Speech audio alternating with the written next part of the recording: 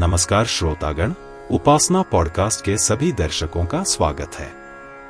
आप श्रवण कर रहे हैं श्री देवी भागवत पुराण का पाठ।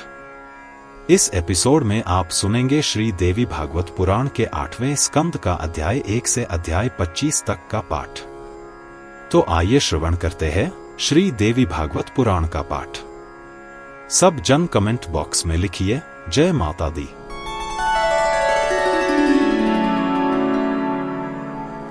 अध्याय 1। प्रजा की सृष्टि के लिए ब्रह्मा जी की प्रेरणा से मनुका देवी की आराधना करना तथा देवी का उन्हें वरदान देना। जन्मेजय ने पूछा, हे प्रभु, मैंने सूर्य और चंद्रवंश के राजाओं के मधुर अमृत जैसे चरित्र के बारे में जो कुछ भी बताया है वह सब सुना है। अब कृपया महान देवी के विराट रूप के वास्तविक तत्व का वर्णन करें और प्रत्येक मनवंतर में उस मनवंतर के रीजेंट और उसके राजाओं द्वारा उनकी पूजा कैसे की जाती थी। वर्ष के किस भाग में और किस स्थान पर, किन परिस्थितियों में और किस रूप में और किन मंत्रों के साथ देवी की पूजा की जाती थी। मैं यह सब सुनने के लिए बहुत उत्सुक हूं। हे गुरु, वास्तव में आद्या शक्ति देवी भगवती के स्थूल रूपों का वर्णन करें, जिस पर ध्यान केंद्रित करने से मुझे देवी के सूक्ष्म रूपों को समझने की शक्ति मिल सकती है और मैं इस दुनिया में सबसे अच्छा लाभ प्राप्त कर सकता हूं। व्यास जी ने कहा, हे राजन, अब सुनो, मैं तुम्हें देवी भगवती की उपासना के विषय में विस्तार से बता रहा हूं, जिससे संपूर्ण जगत का कल्याण होता है, जिसके श्रवण अथवा आचरण से परम कल्याण की प्राप्ति होती है। प्राचीन काल में देवर्षि नारद जी ने नारायण से इसी विषय में पूछा था। अब मैं तुम्हें बताता हूं कि योग तत्व के प्रवर्तक भगवान ने नारद जी को क्या उपदेश दिया। एक समय ब्रह्मा जी के शरीर से उत्पन्न हुए समस्त योग शक्तियों से युक्त सर्वशक्तिमान देवर्षि नारद जी संपूर्ण पृथ्वी का भ्रमण करते हुए ऋषि नारायण के आश्रम में पहुंचे। कुछ देर विश्राम करने के बाद और यात्रा की परेशानियां समाप्त होने पर उसने योगी नारायण को प्रणाम किया और उनसे पूछा कि अब आप मुझसे क्या पूछते हैं। नारद जी बोले, हे देवा देवा महादेव, हे प्राचीन पुरुष, हे श्रेष्ठ, हे सर्वज्ञ, हे ब्रह्मांड के धारक, हे सद्गुणों के भंडार और सब लोगों द्वारा स्तुति किए जाने वाले, हे देव, अब मुझे बताओ कि इस ब्रह्मांड का मूल कारण क्या है। यह ब्रह्मांड कहां से उत्पन्न हुआ है और यह किसमें विश्राम करता है। यह किसकी शरण लेता है। प्रलयकाल में यह कहां विलीन हो जाता है। इन प्राणियों के सभी कर्म कहां चले जाते हैं और वह कौन सा विषय है जिसका ज्ञान माया को सदा के लिए नष्ट कर देता है, जो कारण है। हे देव, इस सब मोह का क्या कारण है। किसकी पूजा, किसका जप और किसका हृदय कमल में ध्यान किया जाता है, जिससे हृदय में परमात्मा का ज्ञान उत्पन्न होता है, जैसे सूर्य के उदय होने से रात्रि का अंधकार नष्ट हो जाता है। हे देव, कृपया मेरे इन प्रश्नों का उत्तर ऐसे स्पष्ट तरीके से दीजिए जिससे इस संसार में अज्ञानी लोग समझ सकें और इस संसार सागर से पार हो सकें। व्यास जी ने कहा, देवर्षि के इस प्रकार पूछने पर मुनियों में श्रेष्ठ भगवान नारायण महायोगी प्रसन्नता पूर्वक बोले, हे देवर्षि, सुनो, अब मैं तुमसे इस संसार के संपूर्ण तत्व कहूंगा, जिन्हें जानकर मनुष्य कभी भी इस संसार के मोह में नहीं पड़ता। हे बालक, इस ब्रह्मांड का मूल कारण देवी महामाया परम चैतन्य पर ब्रह्म की प्रतिमूर्ति है। यह ऋषियों, देवताओं, गंधर्वों तथा अन्य बुद्धिमान व्यक्तियों का मत है। वेदों तथा अन्य शास्त्रों में लिखा है कि ब्रह्मांड में सभी द्वारा पूजित देवी भगवती अपने 3 गुणों के प्रभाव से ब्रह्मांड की रचना, पालन तथा सहार करती है। अब मैं तुम्हें सिद्धों, गणधरों तथा ऋषियों द्वारा पूजित देवी के स्वरूप का वर्णन करता हूं, जिनके स्मरण मात्र से सभी पाप नष्ट हो जाते हैं तथा मोक्ष तथा धर्म, अर्थ तथा काम की प्राप्ति होती है। शक्तिशाली स्वयंभुव मनु प्रथम, शत्रुपा के पति, समृद्ध और सभी मनवंतरों के शासक ने अपने पिता निष्पाप प्रजापति ब्रह्मा की उचित भक्ति के साथ पूजा की और उन्हें संतुष्ट किया। जब लोकों के पितामह हिरण्यगर्भ ने अपने पुत्र से कहा देवी की उत्कृष्ट पूजा तुम्हारे द्वारा की जानी चाहिए। उनकी कृपा से, हे पुत्र, लोकों की रचना करने का तुम्हारा कार्य सफल होगा। ब्रह्मा द्वारा इस प्रकार कहे जाने पर विराट अवतार विभु स्वयंभुव मनु ने बड़ी तपस्या के साथ विश्व माता की पूजा की और अपनी एकाग्र भक्ति के साथ उन्होंने देवी देवेशी को संतुष्ट किया और उनका, जो प्रथम जन्मा, माया, सभी की शक्ति और सभी कारणों का कारण है, भजन करना शुरू कर दिया। मनु ने कहा, आप ब्रह्मा हैं, वेदों के सागर हैं, कृष्ण हैं, लक्ष्मी के धाम हैं, पुरंदर हैं। हे देवेशी, माया के कारण, इस जगत के कारण, आपको मैं बार बार प्रणाम करता हूं। आप अपने हाथों में शंख, चक्र, गदा आदि धारण करती हैं और आप नारायण के हृदय में निवास करती हैं। आप वेदों के अवतार हैं, जगत जननी हैं, मंगलमय हैं, सभी देवताओं द्वारा प्रणाम की जाती हैं और तीनों वेदों के ज्ञाता हैं। हे सर्वगुण संपन्न, हे महामाये, महाभागे, महोदय, स्वयं प्रकट, आप महादेव की अर्धांगिनी के रूप में निवास करती हैं और जो कुछ महादेव को प्रिय है वह सब आप ही करती हैं। आप नंद, महामाया के रूप में, जिस कन्या ने कृष्ण को छिपाया था और कंस के हाथों से छूटकर हवा में उठ गई थी और विंध्यवासिनी बन गई थी, श्री कृष्ण के रूप में भी, की सबसे प्रिय हैं। आपने बहुत आनंद दिया और सभी उत्सवों का कारण बनी। आप महामारी आदि के कारण होने वाले भय को दूर करती हैं। आप देवताओं द्वारा पूजित हैं। हे शुभ भगवती, आप सभी अवतारों का कल्याण करती हैं। आप सभी की इच्छाओं को सफल बनाती हैं। आप ही वह हैं जिनकी सभी शरण लेते हैं और आप उनके सभी खतरों को दूर करती हैं। हे त्रिनेत्र वाली गौरी, नारायणी, आपको प्रणाम है।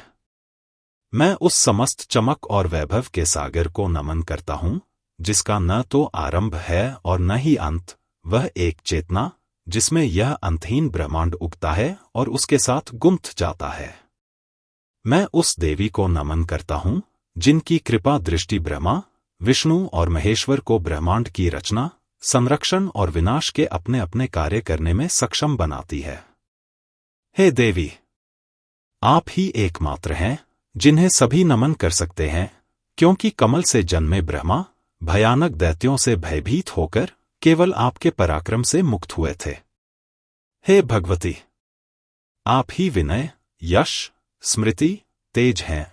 तुम लक्ष्मी हो, गिरिजा हो, हिमालय की पुत्री हो, तुम सती हो, दक्ष की पुत्री हो, तुम वेदों की माता सावित्री हो, तुम सबकी बुद्धि हो और तुम ही निर्भयता का कारण हो। इसलिए अब मैं तुम्हारे जप, तुम्हारे स्तोत्र और तुम्हारी पूजा में लग गया हूं। मैं तुम्हारा ध्यान करता हूं और अपने हृदय में तुम्हारे रूप को देखता हूं और तुम्हारी स्तुति सुनता हूं। हे देवी, मुझ पर कृपा करो। तुम्हारी कृपा से ही ब्रह्मा चारों वेदों के प्रकट करता है, विष्णु लक्ष्मी के स्वामी है, इंद्र देवताओं और तीनों लोकों के स्वामी है, वरुण जल के स्वामी है, कुबेर धन के स्वामी है, यम मृतकों के स्वामी है, नैऋत राक्षसों के स्वामी है, तथा सोम जल तत्व के स्वामी है, तथा तीनों लोकों द्वारा उनकी स्तुति की जाती है।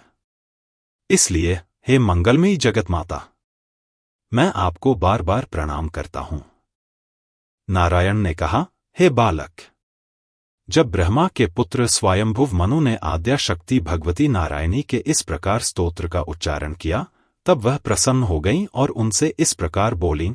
देवी ने कहा, हे ब्रह्मा के पुत्र राजन, मैं तुम्हारी भक्तिपूर्ण पूजा और स्तोत्र से प्रसन्न हूं, इसलिए मुझसे अपनी इच्छानुसार वर मांग लो। मनु ने कहा, हे देवी, यदि आप कृपा पूर्वक प्रसन्न हैं, तो मेरी रचना बिना किसी बाधा के पूरी हो जाए। देवी ने कहा, हे राजाओं के राजा, मेरे आशीर्वाद से आपका सृजन का कार्य बिना किसी बाधा के पूरा हो जाएगा और आपके पुण्य से वे निस्संदेह बढ़ते रहेंगे। जो पढ़ता है, जो व्यक्ति भक्तिपूर्वक आपके द्वारा रचित इस स्तोत्र का पाठ करेगा, वह संसार में पुत्र, यश और रूप को प्राप्त करेगा तथा अंत में परमपद को प्राप्त करने का अधिकारी होगा। उसके पास निर्विरोध शक्ति होगी, धन धान्य की प्राप्ति होगी, सर्वत्र विजय और सुख की प्राप्ति होगी तथा उसके शत्रुओं का नाश होगा। नारायण ने कहा, हे बालक, देवी भगवती आद्या शक्ति ने स्वयंभुव मनु को इस प्रकार वांछित वरदान दिया और तुरंत उनकी दृष्टि से अदृश्य हो गई। तब बलवान मनु ने इस प्रकार वरदान प्राप्त करके अपने पिता से कहा, हे पिता, अब आप मुझे एकांत स्थान दीजिए जहां मैं यज्ञों द्वारा देवी की पूजा कर सकूं और उत्तम प्रजा उत्पन्न करने का अपना कार्य कर सकूं। पुत्र प्रजापति के इस प्रकार वचन सुनकर भगवान ने बहुत देर तक इस विषय पर विचार किया, यह कार्य कैसे होगा। हाय, मैंने इस सृष्टि कार्य में अनंत काल व्यतीत कर दिया है, किंतु अभी तक कुछ भी नहीं हुआ, क्योंकि समस्त जीवों का भंडार पृथ्वी जल में डूबकर रसातल में चली गई है। अब क्या किया जाए? एक ही आशा है और वह यह है कि यदि भगवान आदि पुरुष, जिनकी आज्ञा से मैं इस सृष्टि कार्य में लगा हुआ हूं, मेरे इस कार्य में मेरी सहायता करें, तो निस्संदेह यह कार्य तभी और केवल तभी पूरा होगा। महर्षि वेदव्यास रचित श्रीमद्देवी भागवत महापुराण के 8वें स्कंध का प्रथम अध्याय यहीं समाप्त होता है।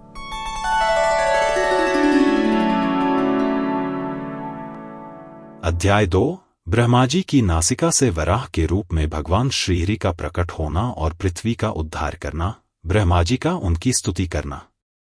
नारायण ने कहा, हे बालक, जब तुम्हारी इंद्रियां वश में हो जाए तथा तुमने काम, क्रोध आदि शत्रुओं को जीत लिया हो, तब तुम निश्चय ही इस रहस्य को सुनने के अधिकारी हो।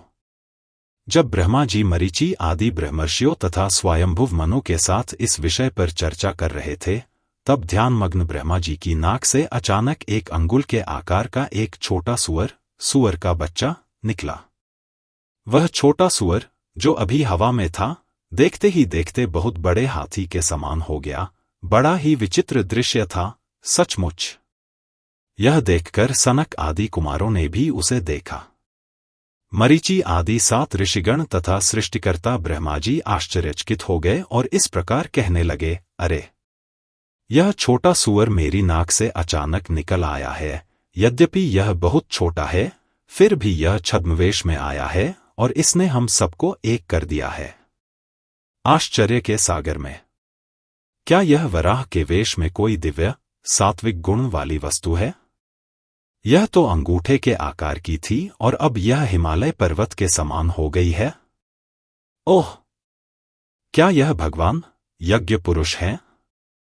जब वे इस प्रकार चर्चा कर रहे थे, तब वराह के रूप में भगवान ने प्रलय के समय पर्वतीय बादलों के घूमने की तरह ऊंची आवाजें निकालनी शुरू कर दी, जो सभी दिशाओं में गूंज रही थी। यह सुनकर ब्रह्मा और वहां एकत्रित सभी ऋषि बहुत प्रसन्न हुए। वराह की घुरघुराहट सुनकर उनके कष्ट दूर हो गए और जनलोक, तपलोक, सत्यलोक तथा समस्त देवतागण अत्यंत प्रसन्न होकर ऋक्, यजुः, साम और अथर्व वेद के चंडों द्वारा सब ओर से उन आदिपुरुष भगवान की मधुर स्तुति करने लगे। उनकी स्तुति सुनकर भगवान हरि ने कृपा पूर्वक उन पर दृष्टि डाली और तुरंत ही समुद्र में लीन हो गए।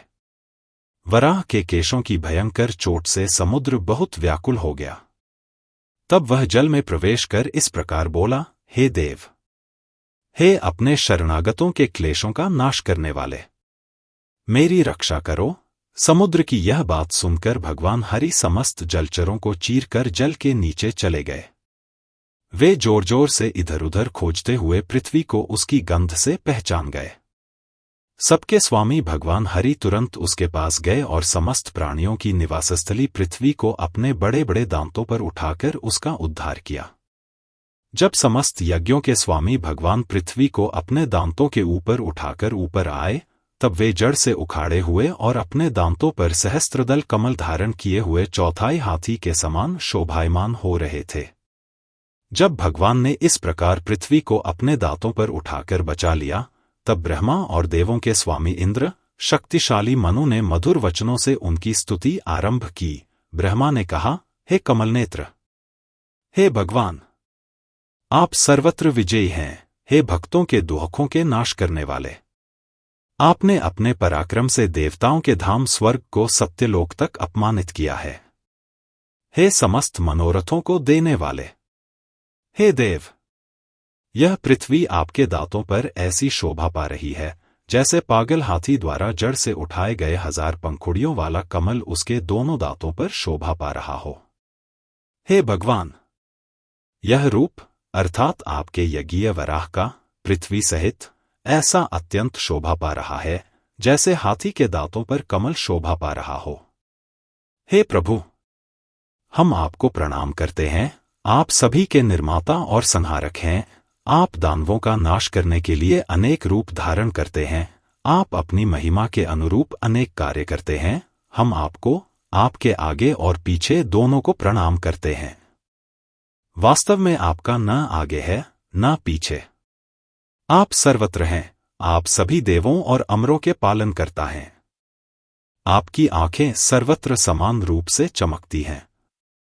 हे देव, आपकी शक्ति से ही मैं उत्पन्न हुआ हूं और सृष्टि के कार्य में लगा हूं तथा आपकी आज्ञा से ही मैं प्रत्येक कल्प में इस ब्रह्मांड की रचना करता हूं और इसका संहार करता हूं।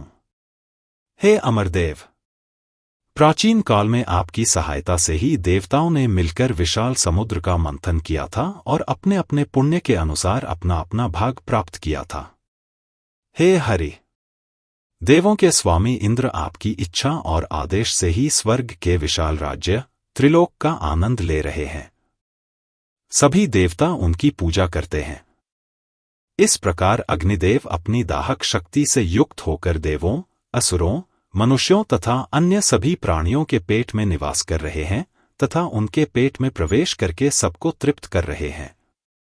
धर्म के राजा यमराज आपकी आज्ञा से दक्षिण दिशा के स्वामी हैं, पितरों के अधिपति हैं तथा जीवों के समस्त कर्मों के साक्षी होकर उन्हें यथायोग्य फल प्रदान कर रहे हैं।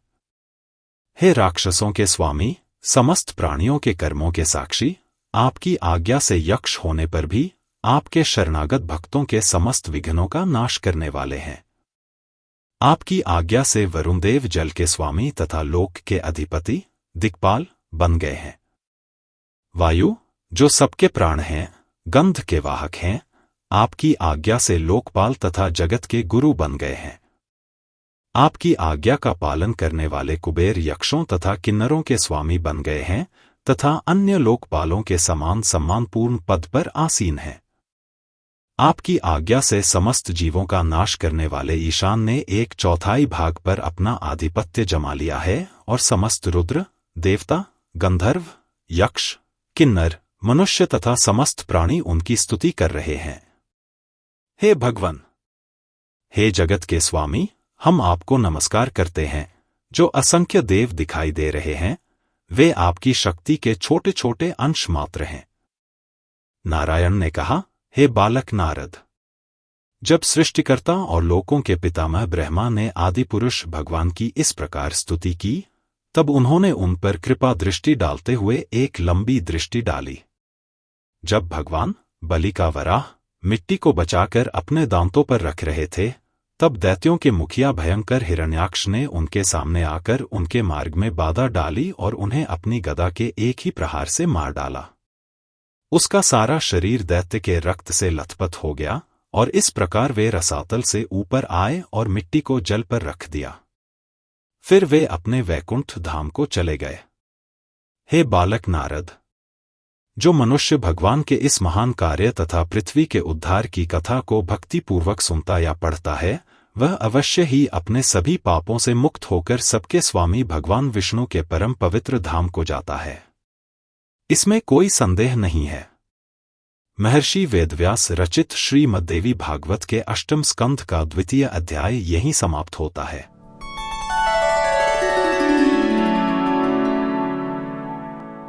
अध्याय 3, महाराज मनु की वंश परंपरा का वर्णन। नारायण ने कहा, हे नारद, जब भगवान पृथ्वी को उचित स्थिति और संतुलन में स्थापित करके वैकुंठ चले गए, तब ब्रह्मा ने अपने पुत्र से इस प्रकार कहा, हे मेरे शक्तिशाली पुत्र, हे स्वयंभुव, तेज और तप से परिपूर्ण लोगों में श्रेष्ठ, अब तुम इस पृथ्वी पर, जो समस्त जीवों की पालनहार है, अपनी इच्छानुसार सृष्टि का कार्य करते रहो तथा देश और काल के अनुसार तथा नाना प्रकार की उच्च और निम्न तथा जो तुम्हारे यज्ञों के लिए उपयोगी हों, उन सब सामग्रियों से यज्ञों के स्वामी पुरुष की पूजा करो। शास्त्रों के अनुसार वर्ण और आश्रम, ब्रह्मचर्य आदि के अनुसार धर्म करो। इस प्रकार क्रमशः योग के मार्ग पर चलते रहने से तुम्हारी संतान बढ़ेगी। सुंदर पुत्र और पुत्रियां उत्पन्न करो जो उत्तम यश वाले हों। हे बालक, अब जाओ और भक्ति पूर्वक भगवान की सेवा करो, जैसा मैंने तुम्हें बताया है। इससे तुम अवश्य ही उस वस्तु को प्राप्त करोगे जिसकी पूजा करना और प्राप्त करना कठिन है। अपने पुत्र स्वयंभुव मनु को ऐसा उपदेश देकर और उसे सृष्टि कार्य में लगाकर कमल जन्मा। समस्त प्रजाओं के स्वामी ब्रह्मा जी अपने धाम को चले गए।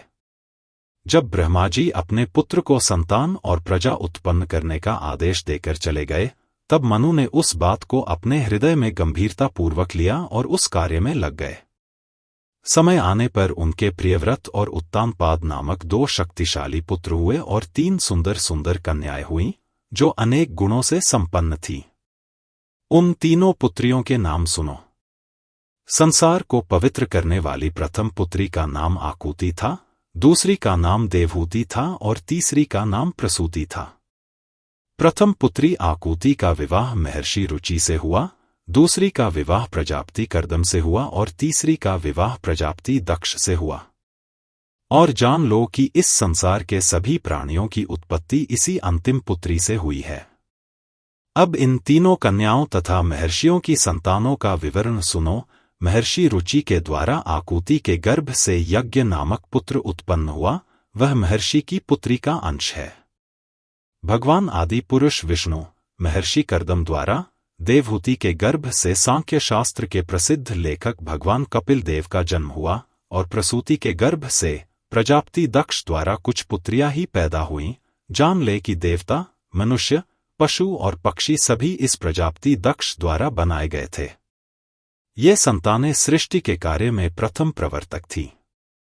स्वयंभुव मनवंतर में शक्तिशाली भगवान यज्ञ ने यम नाम के देवता की सहायता से अपनी माता के पिता मनु को राक्षसों के हमलों से बचाया और महान योगेश्वर भगवान कपिल ने कुछ समय तक अपने आश्रम में रहकर अपनी माता देवहूति को आध्यात्मिक उपदेश दिया, जिससे अविद्या का तुरंत नाश हो गया और उन्होंने अपना सांख्य शास्त्र प्रकट किया, जो आध्यात्मिक दर्शन और विशेष ध्यान योग पर महान ग्रंथ है।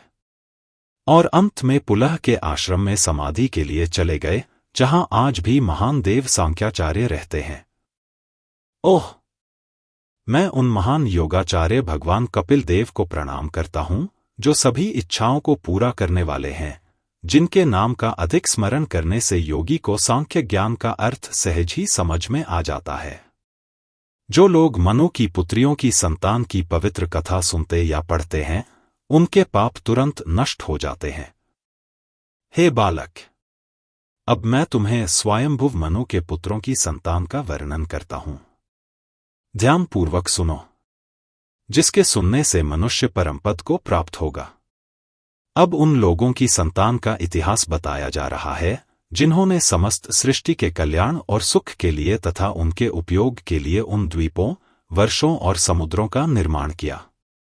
सुनो, महर्षि वेदव्यास द्वारा रचित श्रीमद्देवी भागवत महापुराण के 8वें स्कंध का 3रा अध्याय यहीं समाप्त होता है।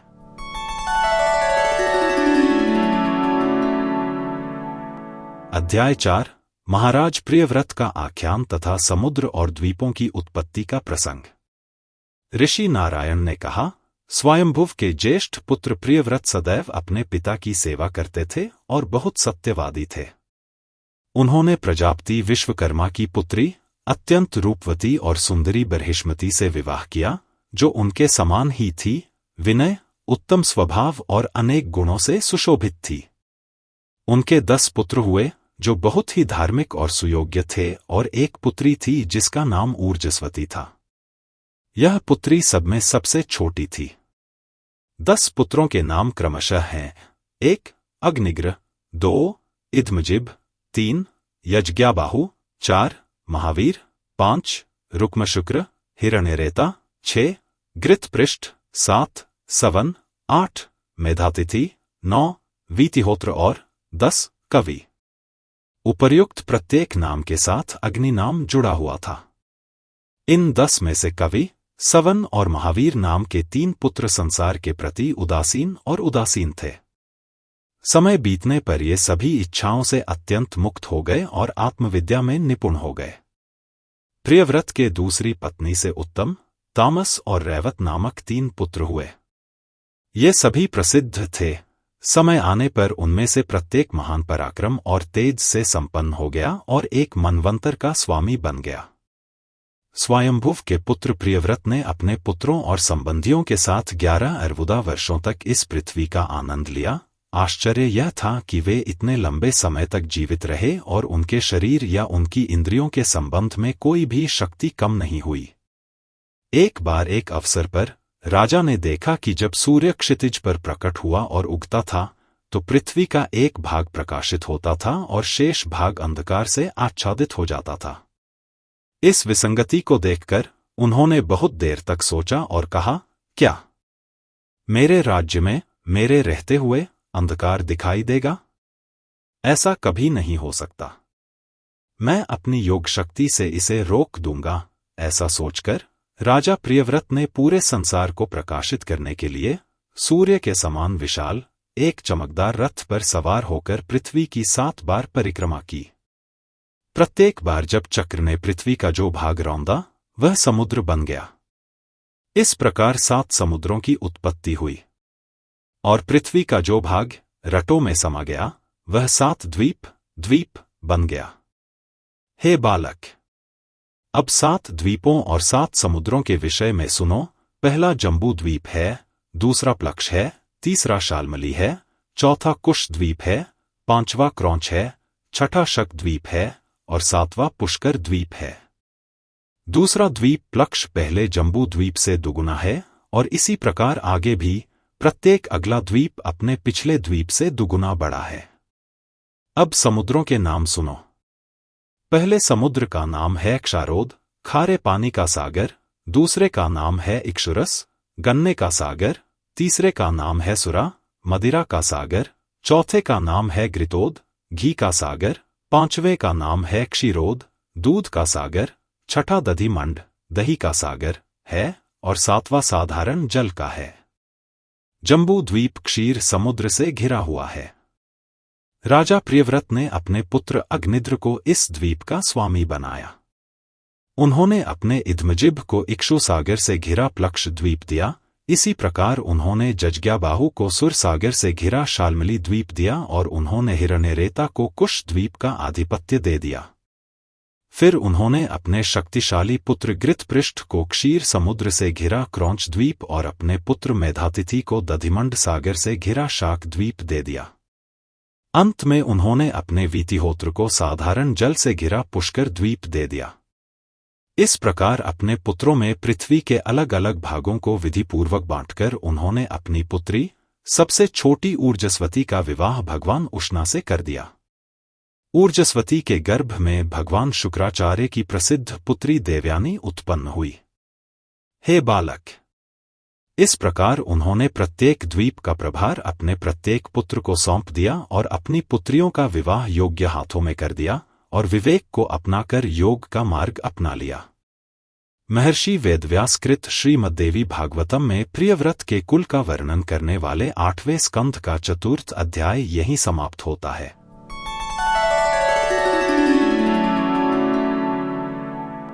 अध्याय 5 भूमंडल पर स्थित विभिन्न द्वीपों और वर्षों का संक्षिप्त परिचय। श्री नारायण ने कहा, हे बालक नारद, अब देवताओं द्वारा बताए गए पृथ्वी के द्वीप और वर्ष के विभाजन के विषय में विस्तार पूर्वक सुनो। मैं संक्षेप में उनका वर्णन करता हूं, इस विषय में कोई विस्तार से नहीं कह सकता। प्रथम, जम्बू द्वीप 1,00,000 योयन के बराबर है। यह जम्बू द्वीप कमल के समान गोल है। इसमें 9 वर्ष हैं और भद्राश्व और केतुमाल को छोड़कर प्रत्येक का आकार अर्थात व्यास या परिधि 9,000 योयन है और उन वर्षों में 8 बहुत ऊंचे पर्वत हैं जो उनकी सीमा बनाते हैं। वर्षों में से उत्तर और दक्षिण में स्थित 2 वर्ष धनुष के समान आकार के हैं, खंडाकार, और अन्य 4 वर्ष लंबे आकार के हैं। इन सभी वर्षों के मध्य का नाम ईलावृत वर्ष है और इसका आकार आयताकार है। इस ईलावर्ष के मध्य में 1,00,000 योयन ऊंचा स्वर्णमय सुमेरु पर्वत स्थित है।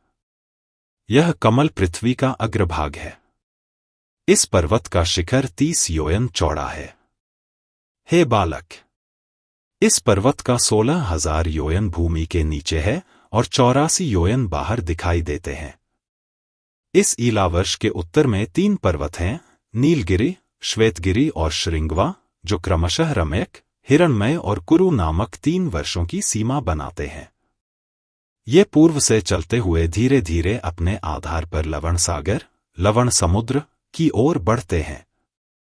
ये तीनों पर्वत जो सीमा बनाते हैं, प्रत्येक 2000 योयनास चौड़े हैं। पूर्व से उत्तर की ओर प्रत्येक की लंबाई उपरोक्त आयामों के 10वें हिस्से 1/10 से कम है। कई नदियां अपने उद्गम से निकलती हैं और उनसे बहती हैं। ईलावर्ष के दक्षिण में निषद, हेमकूट और हिमालय नामक 3 सुंदर पर्वत श्रृंखलाएं स्थित हैं, जो पूर्व से फैली हुई हैं। वे प्रत्येक 1 अयुत योयनास ऊंची हैं। ये तीनों पर्वत फिर से किमपुरुष और भारतवर्ष की सीमाएं बनाते हैं। ईलावृत के पश्चिम में माल्यवान नामक पर्वत है और पूर्व में गंधमादन, नील और निषद नामक पर्वत हैं, जो परम वैभव और सौंदर्य के केंद्र हैं। इन सीमांत पर्वतों की लंबाई और चौड़ाई 2-2 हजार योयन है। इसके बाद मंदार, सुपार्श्वक, कुमुद आदि पर्वत केतुमाल और भद्राश्व वर्ष में स्थित हैं, किंतु ये सभी सुमेरु पर्वत के पाद पर्वत माने गए हैं। इनमें से प्रत्येक की ऊंचाई और चौड़ाई 1 अयुत योयन है। ये चारों ओर मेरु के स्तंभ हैं। इन पर्वतों पर आम, कटहल, केला, अंजीर आदि अनेक वृक्ष हैं, जो 400 योयनास चौड़े और 1100 योयनास ऊंचे हैं। वे स्वर्ग तक फैले हुए प्रतीत होते हैं और शिखर पर ध्वजदंडों के समान प्रतीत होते हैं। इन वृक्षों की जड़ें, आधार और शाखाएं अद्भुत रूप से समान रूप से मोटी हैं और बहुत दूर तक फैली हुई हैं। उन पर्वतों की चोटियों पर फिर 4 बहुत बड़े सरोवर हैं। इनमें से एक सरोवर में केवल दूध है, दूसरे में केवल शहद है, तीसरे में केवल गन्ने का रस है और चौथे में केवल मीठा जल है। फिर वहां फिर से नंदन, चैत्ररथ, वैभराजक और सर्वतोभद्र नामक 4 बहुत ही सुंदर उद्यान हैं, जो बहुत ही सुंदर, मोहक और कोमल स्त्रियों को प्रसन्न करने वाले हैं और जहां देवता धन, समृद्धि और अपनी अन्य यौगिक शक्तियों का आनंद लेते हैं। यहां देवतागण बहुत सी स्त्रियों के साथ रहते हैं और उनके साथ जी भरकर स्वच्छंद संभोग करते हैं तथा गंधर्व और किन्नर नामक उपदेवताओं के द्वारा गाए जाने वाले मधुर गीतों को सुनते हैं। मंदरा पर्वत के शिखर पर 1100 योयन ऊंचे दिव्य आम के वृक्ष हैं। उन पर लगे हुए मधुर, स्वादिष्ट, अमृतुल्य, अत्यंत कोमल, पर्वत की चोटी के समान आकार के आम के फल भूमि पर गिरते हैं तथा उनके उगते हुए सूर्य के समान रंग के रस से अरुणोदा नामक महान नदी निकलती है। यहां देवतागण, सब पापों का नाश करने वाली, सब कामनाओं की दाता, सब अभय देने वाली महान देवी भगवती अरुणा की भांति भांति के हवनों तथा अरुणोदा नदी के मनोहर जल से बड़ी भक्ति पूर्वक पूजा करते हैं। हे बालक, प्राचीन काल में दैत्यों के राजा सदैव इस महाशक्ति की पूजा करते थे। माया अरुणा देवी और अपार धन और समृद्धि प्राप्त की। जो कोई उनकी पूजा करता है, वह उनकी कृपा से सभी रोगों से मुक्त हो जाता है, स्वास्थ्य और अन्य सुख प्राप्त करता है। इसलिए उन्हें आद्या, माया, अतुला, अनंता, पुष्टि, ईश्वर मालिनी, दुष्टों का नाश करने वाली और तेज और सौंदर्य प्रदान करने वाली कहा जाता है और इस विशाल पृथ्वी पर उन्हें इस प्रकार याद किया जाता है। उनकी पूजा के परिणामस्वरूप दिव्य स्वर्ण से युक्त जंबूना नदी निकली है। महर्षि वेदव्यास कृत श्रीमद्देवी भागवत में अष्टम स्कंध का 5वां अध्याय यहीं समाप्त होता है।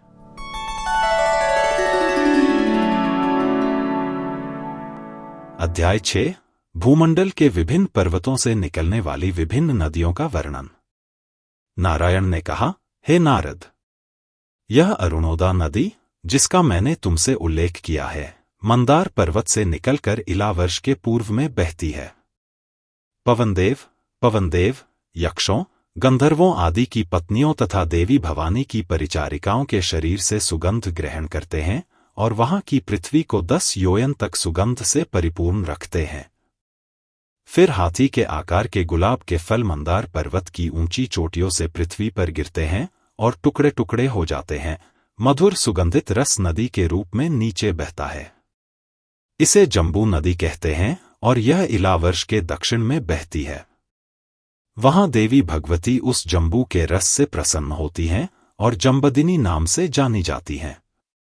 देवता, नाग और ऋषि सभी सदैव बड़ी भक्ति के साथ दयालु देवी के चरण कमलों की पूजा करते हैं और सभी जीवों के कल्याण की कामना करते हैं।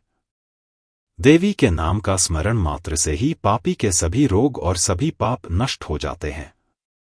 इसलिए देवता हमेशा सभी विघ्नों को दूर करने वाली देवी की पूजा और नाम का जाप करते हैं। वह जंबू नदी के दोनों तटों पर स्थापित है। यदि मनुष्य को किलाक्षी, करुणा, कामपूजिता, कठोरा विग्रह, देव पूजा, धन्या, गवास्तिनी इन नामों का उच्चारण और पूजन करें तो उनका इस लोक में तथा परलोक में कल्याण हो जाता है। जंबू के रस से वायु तथा सूर्य की किरणों के संयोग से स्वर्ण उत्पन्न होता है। इसी से अमरों तथा विद्याधरों की पत्नियों के लिए आभूषण बनते हैं। दैव द्वारा निर्मित यह स्वर्ण जंबूनाड स्वर्ण के नाम से प्रसिद्ध है। प्रेम में लीन देवता इसी स्वर्ण से अपनी प्रेमिकाओं के लिए मुकुट, कमरबंद तथा बाजूबंद बनाते हैं। सुपार्श्व पर्वत पर एक बड़ा कदम वृक्ष है, उससे मधुधारा नामक 5 मधुधाराएं निकलती हैं। इसकी गुहाओं से निकलकर इलावृत वर्ष के पश्चिम से बहती हुई भूमि पर बहती हैं। देवता इसका जल पीते हैं और उनके मुख मधुर सुगंध से भर जाते हैं। वायु इस मधुर सुगंध को 100 योयन दूर तक ले जाती है। धारेश्वरी महादेवी वहां निवास करती हैं। वे भक्तों की मनोकामना पूर्ण करने वाली, अत्यंत ऊर्जावान, काल, समय, संहारक, प्रकृति की, विशाल मुख वाली, सर्वत्र मुख वाली, देवताओं द्वारा पूजित तथा चारों ओर के वनों की अधिष्ठात्री देवी हैं। देवों की स्वामिनी देवी की पूजा करालदेह, कालांगी, कामकोटि प्रवर्तिनी नामों से की जानी चाहिए। शतबला नामक महान वट वृक्ष कुमुद पर्वत की चोटी पर स्थित है। इसके तने से अनेक बड़ी नदियां निकलती हैं। इन नदियों में ऐसा प्रभाव है कि ये वहां के पवित्र व्यक्तियों को दूध, दही, शहद, घी, चीनी, चावल, वस्त्र, आभूषण, आसन, बिछौना आदि जो कुछ भी चाहिए दे देती हैं। इसलिए इन नदियों को कामदुग कहा जाता है। ये धीरे धीरे पृथ्वी से नीचे आती हैं और इलावर्ष के उत्तर में बहती हैं। भगवती मीनाक्षी वहां निवास करती हैं और सुर तथा असुर समान रूप से उनकी पूजा करते हैं। नीले वस्त्र पहने, भयानक मुख वाले तथा नीले रंग के बालों से अलंकृत वह देवी स्वर्ग में रहने वाले देवताओं की सदैव इच्छाएं पूरी करती हैं। जो लोग अतिमान्य, अतिपूज्या, मत्तमातंग गामिनी, मद्ममादिनी, मनप्रिया, मनप्रियतारा, मारबगधरा, मारपूजिता, मारमादिनी, मयूर वर्षोभाद्या, शिखिवाहन गर्भभू आदि नामों से उनकी पूजा, स्मरण या स्तुति करते हैं, वे मीनलोचन एकंगरूपिणी तथा परमेश्वर द्वारा पूजित होते हैं और उन्हें सभी प्रकार के सुख प्राप्त होते हैं। जो लोग इन नदियों का निर्मल जल पीते हैं, वे बुढ़ापे, क्षय, चिंता, पसीना, दुर्गंध, किसी भी रोग या अकाल मृत्यु से मुक्त हो जाते हैं। उन्हें भूल, सर्दी, गर्मी, वर्षा या किसी भी प्रकार के पीले रंग से कोई कष्ट नहीं होता। वे जब तक जीवित रहते हैं तब तक अत्यंत सुख भोगते हैं और उन्हें कोई संकट नहीं आता। हे बालक, अब उन अन्य 20 पर्वतों के नाम सुनो जो स्वर्णिम सुमेरु पर्वत को उसके आधार पर घेरे हुए हैं, मानो वे किसी पुष्प के फलाव के चारों ओर तंतु हों। पहला है कुरंग, वे क्रमशः कुरंग, कुशुंभ, विकंकट, त्रिकूट, शिशिर, पतंगा, रुकक, निषद, शिववास, कपिल, शंख, वैदूर्य, चारुधी, हंस, ऋषभ, नाग, कालंजर और अंत में नारद हैं। मध्य वाला 20वां है। महर्षि वेदव्यास रचित श्रीमद्देवी भागवत में अष्टम स्कंध का 6वां अध्याय यहीं समाप्त होता है।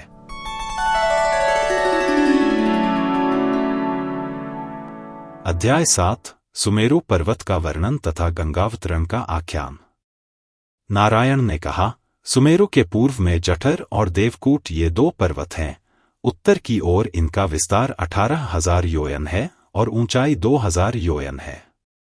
मेरु के पश्चिम में 2 प्रसिद्ध ऊंचे पर्वत हैं, पवमान और पारयात्र। इनकी लंबाई और ऊंचाई प्रसिद्ध है। मेरु के दक्षिण में 2 ऊंचे पर्वत हैं, कैलास और करवीर। सुमेरु पर्वत के उत्तर में श्रृंगगिरि और मकरगिरि पर्वत हैं। इस प्रकार सुवर्णमय सुमेरु पर्वत इन 8 पर्वतों से घिरा हुआ सूर्य के समान चमकता है। सुमेरु के मध्य में सृष्टिकर्ता ब्रह्मा द्वारा निर्मित एक दिव्य नगर है, जिसका विस्तार 10,000 योयन है। विद्वान मुनि जो ऊंचे से लेकर नीचे तक सब कुछ जानते हैं, उसे चौकोर आकार का और सोने का बना हुआ बताते हैं। सुमेरु के शिखर पर 8 लोकपालों की ब्रह्मपुरी के अधीन विश्वविख्यात 8 सुवर्णमय नगर स्थित हैं। पूर्व, पश्चिम, उत्तर और दक्षिण चारों दिशाओं के तथा ईशान, वायव्य, नैऋत्य, आग्नेय चारों कोनों के स्वामी इनमें निवास करते हैं। इन 8 नगरों में से प्रत्येक का विस्तार 2,500 योन है। वस्तुतः ब्रह्मपुरी सहित वहां 9 नगर हैं। अब इन 9 नगरों के नाम क्रम से सुनो। प्रथम है मनोवती, दूसरी है अमरावती, तीसरी है तेजोवती, इसके बाद क्रमशः संयमनी, कृष्णगंगा, श्रद्धावती, गंधवती और महोदया, 9वीं है यशोवती। पुरियों के स्वामी क्रमशः ब्रह्मा, इंद्र, अग्नि और अन्य दिक्पाल हैं। जब विष्णु भगवान ने वामन अवतार में त्रिविक्रम रूप धारण किया और दैत्य बाली से स्वर्ग का राज्य वापस लेने के लिए यज्ञ में गए, तब उनके बाएं पैर के नाखूनों से इस ब्रह्मांड कटी खोपड़ी पर एक छिद्र या गुहा निर्मित हुई और उस गुहा से होकर प्रसिद्ध नदी भगवती गंगा उन स्वर्गिक राज्यों के ऊपर प्रवाहित हुई, जिनका निर्मल जल समस्त लोगों के पापों का नाश करने के लिए सदैव तत्पर रहता है। इसी कारण वे तीनों लोकों में विष्णुपदी के रूप में प्रकट हुई। यह बहुत समय पहले, कई हजार युग पहले घटित हुई थी, एक ऐसी अवधि जिसे निर्धारित करना कठिन है। गंगा सबसे पहले इंद्र के स्वर्ग के शीर्ष पर गिरी, जो तीनों लोकों में विख्यात विष्णुधाम नामक स्थान के निकट थी। यहाँ पर शुद्धात्मा उत्तानपाद के पुत्र ध्रुव ने अपने हृदय में भगवान के चरण कमलों को देखा। श्री विष्णु भगवान के निवास स्थान पर स्थित होकर वे उस अचल पद पर शरण लेकर अभी भी विद्यमान हैं। वहां महापुरुष सप्तऋषिगण गंगा के सर्वोच्च पवित्र करने वाले प्रभाव को जानते हुए, सभी लोकों के कल्याण की कामना करते हुए नदी की परिक्रमा करते हैं। यह वह महान स्थान है जहां व्यक्ति को सिद्धि और मोक्ष की प्राप्ति होती है, तपस्वियों का सिद्ध स्थान है, और जहां मुनिगण अपने सिर पर जटाओं वाले नित्य अत्यंत प्रसन्नता और प्रशंसा के साथ गंगा में स्नान करते हैं। गंगा वहां से विष्णु के निवास स्थान ध्रुव मंडल से दिव्य नाड़ियों की कोटि-कोटि में बहती हुई, अनेक विमानों से युक्त होकर चंद्रमंडल में जल भरती हुई धीरे धीरे ब्रह्मलोक में पहुंचती है। यहां वह 4 धाराओं में विभाजित हो जाती है, सीता, अलकनंदा, भद्रा और चतुर्भद्रा, तथा अनेक देशों, पर्वतों और वनों को सींचती हुई अंततः समुद्र में गिरती है। सीता, जो प्रसिद्ध धारा है, सबको पवित्र करने वाली है, ब्रह्मलोक से नीचे गिरते हुए पुष्पसदृश सुमेरु पर्वत के तंतुओं के समान पर्वतों के चारों ओर से गुजरती हुई गंधमादन पर्वतमाला के शिखर पर गिरती है। वहां से वह देवताओं द्वारा पूजित होकर भद्राश्व वर्ष को सींचती है और पूर्व की ओर लवण सागर में गिरती है। चक्षु नामक दूसरी धारा माल्यवान पर्वतमाला से निकलकर धीरे धीरे बल प्राप्त करती है और महान बल धारण करती है तथा केतुमाल वर्ष से होकर पश्चिमी समुद्र में प्रवाहित होती है। तीसरी धारा, जो परम पवित्र अलकनंदा है, ब्रह्मलोक से निकलकर गिरिकूट पर्वत तथा अन्य वनों से होकर हेमकूट में गिरती है, फिर वह भारतवर्ष में बहती हुई दक्षिण के समुद्र में मिल जाती है। इस नदी की महिमा तथा पवित्रता का वर्णन शब्दों में नहीं किया जा सकता। इतना ही कहना पर्याप्त है कि जो इस नदी में स्नान करने के लिए जाते हैं, उन्हें प्रत्येक पग पर राजसूय तथा अश्वमेध आदि महान यज्ञों का फल मिलता है। त्रैलोक्य पावनी गंगा देवी की चौथी धारा, जिसका नाम भद्रा है, श्रृंगवन पर्वत से गिरकर तीव्र तथा विशाल होकर उत्तर कुरु देश से होकर बहती है तथा वहां के लोगों को तृप्त करती हुई समुद्र में जा मिलती है। मेरु, मंदरादि पर्वतों से निकलकर अनेक नदियां विभिन्न वर्षों या महाद्वीपों में बहती हैं, परंतु समस्त वर्षों में यह भारतवर्ष कर्मक्षेत्र कहलाता है। शेष 8 वर्ष पृथ्वी पर होते हुए भी स्वर्ग के सुख प्रदान करते हैं। इसका कारण यह है कि जब स्वर्ग में मनुष्यों के भोगों का समय समाप्त हो जाता है, तब वे इन 8 वर्षों में से किसी एक में आकर जन्म लेते हैं। यहाँ के लोग 10,000 वर्ष तक जीवित रहते हैं। उनका शरीर वज्र के समान कठोर होता है और सभी में अयुत हाथियों की शक्ति होती है। किसी को भी थोड़े से भोग से तृप्ति नहीं होती, इसलिए सभी पुरुष अपनी स्त्री आदि के साथ सुखपूर्वक रहते हैं। ऐसा नहीं है कि केवल पुरुष ही सुखी हैं, स्त्रियां भी सुखी हैं। वे जीवन भर जवानी से भरे रहते हैं और 1 वर्ष से भी कम उम्र में गर्भवती हो जाती हैं। संक्षेप में, वर्ष के निवासी त्रेता युग के लोगों की तरह ही हमेशा आनंद लेते हैं। महर्षि वेदव्यास द्वारा रचित श्रीमद् देवी भागवत 8वें स्कंध का 7वां अध्याय समाप्त हुआ।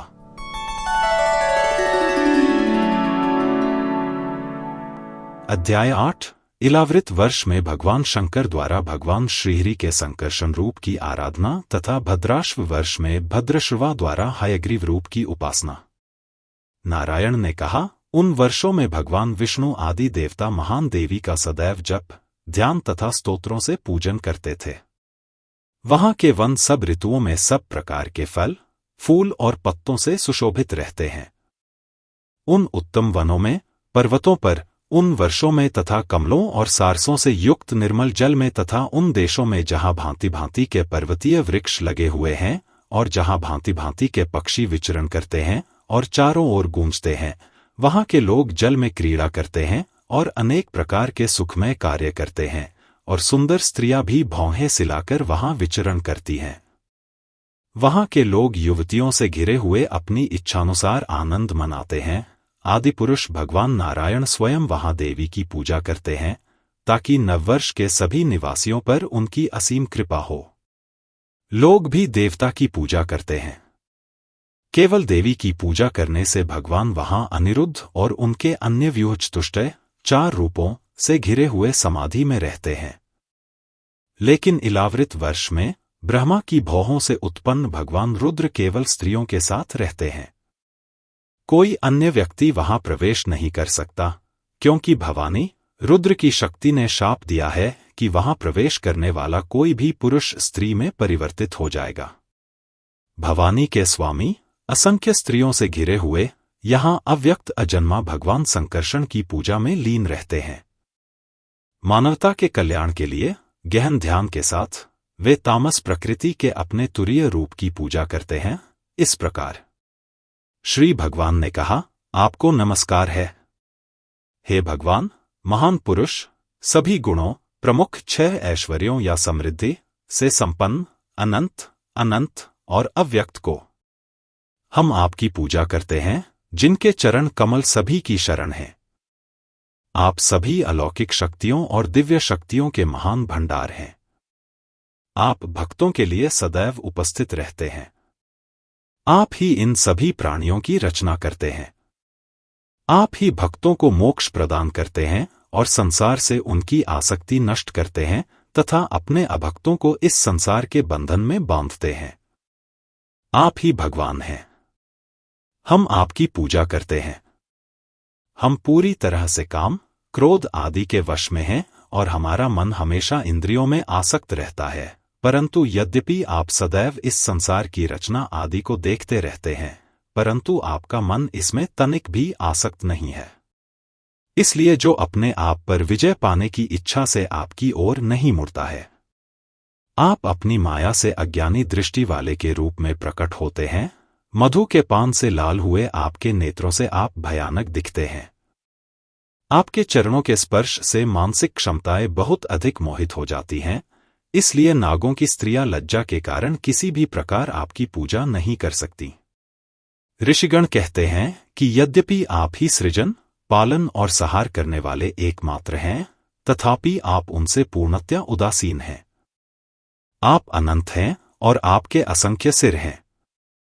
यह विशाल ब्रह्मांड इन सिरों में से किसी एक पर रखे सरसों के बीज के समान है, जिसे आप अनुभव भी नहीं कर सकते। महत तत्व आपका सर्वप्रथम प्रकट हुआ शरीर है। यह सत्व, रज और तमो गुणों से निर्मित है। ब्रह्मा इसी से उत्पन्न हुए हैं और मैं पुनः इसी ब्रह्मा से उत्पन्न हुआ हूँ और सत्व तथा अन्य गुणों द्वारा पोषित हूँ तथा तेज की सहायता से मैंने इन तत्वों और इंद्रियों की रचना की है। ये महत तत्व और हम सभी आपके असाधारण रूप द्वारा नियंत्रित होते हैं। आपने अपनी क्रिया शक्ति से हम सभी को अपने अपने स्थान पर उसी प्रकार रखा है जैसे पक्षियों को डोरियों से बांधकर रखा जाता है। महत तत्व, अहंकार तथा देव तत्व और इंद्रियां, ये सब मिलकर आपकी कृपा से इस ब्रह्मांड की रचना करते हैं। आपकी रचना बहुत बड़ी और भव्य है, इसी कारण स्थूल विचारक आपकी शक्ति से मोहित होकर इसे कभी समझ नहीं पाते। यह माया ही संसार निवृत्ति, मोक्ष, जो मनुष्य का वास्तविक लक्ष्य है, को प्राप्त करने का एकमात्र साधन है, और यह माया उन्हें पुनः कर्मजाल में फंसा देती है, जिससे पार पाना बहुत कठिन है। अंदर आना और बाहर जाना, ये दोनों ही आपके ही रूप हैं, इसलिए हम आपको प्रणाम करते हैं। नारायण ने कहा, इस प्रकार भगवान रुद्र अपने स्वरूपों के साथ इलावृत वर्ष में देवी तथा समस्त लोकों के नियंत्रक संकर्षण की पूजा करते थे। धर्म के पुत्र भद्रश्रवा तथा उनके कुल में उत्पन्न सभी व्यक्ति और उनके सेवक इस प्रकार देवी की पूजा करते हैं। यह रूप हयग्रीव के नाम से सभी को सुविदित है तथा इसी प्रकार इसकी पूजा की जाती है। वहां सभी व्यक्ति तीव्र ध्यान और समाधि के साथ उनकी पूजा करते हैं तथा उन्हें पूर्णतः अनुभव करते हैं। फिर वे विधिपूर्वक उनकी स्तुति करते हैं तथा पूर्ण सिद्धियां, असाधारण शक्तियां प्राप्त करने में सफलता प्राप्त करते हैं। भद्रश्रवाओं ने कहा, हे पुण्य के अवतार भगवान तथा जो सांसारिक विषयों की कामनाओं, आसक्तियों आदि का पूर्णतः नाश कर देते हैं, आपको नमस्कार है। हे भगवान, उनके कार्य कितने अद्भुत हैं। मृत्यु सदैव सबको नष्ट कर देती है, किंतु लोग यह देखकर भी नहीं देखते। पुत्र को मरते देखकर पिता दीर्घकाल तक जीवित रहने की इच्छा करता है, न कि पुण्य के लिए, वरन इंद्रिय भोगों के लिए, जिसे विकर्म कहते हैं।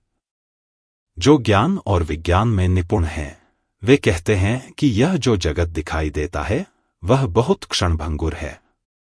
इसके अतिरिक्त जो पंडित बहुत अधिक ज्ञान से युक्त हैं, वे इस जगत की क्षणभंगुरता को स्पष्ट रूप से देखते हैं। फिर भी, हे अजन्मा, जब वे व्यावहारिक रूप से इससे निपटने के लिए आते हैं, तो वे सभी माया के प्रभाव से अभिभूत हो जाते हैं।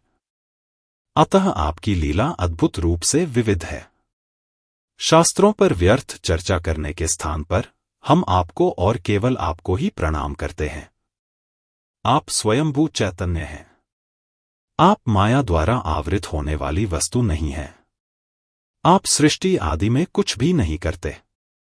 आप केवल उसके साक्षी मात्र हैं। फिर भी वेद कहते हैं कि आप ही ब्रह्मांड की रचना, पालन और संहार करते हैं। यह पूर्णतया युक्ति संगत है और इसमें आश्चर्य करने की कोई बात नहीं है। आप सबके आत्मा हैं।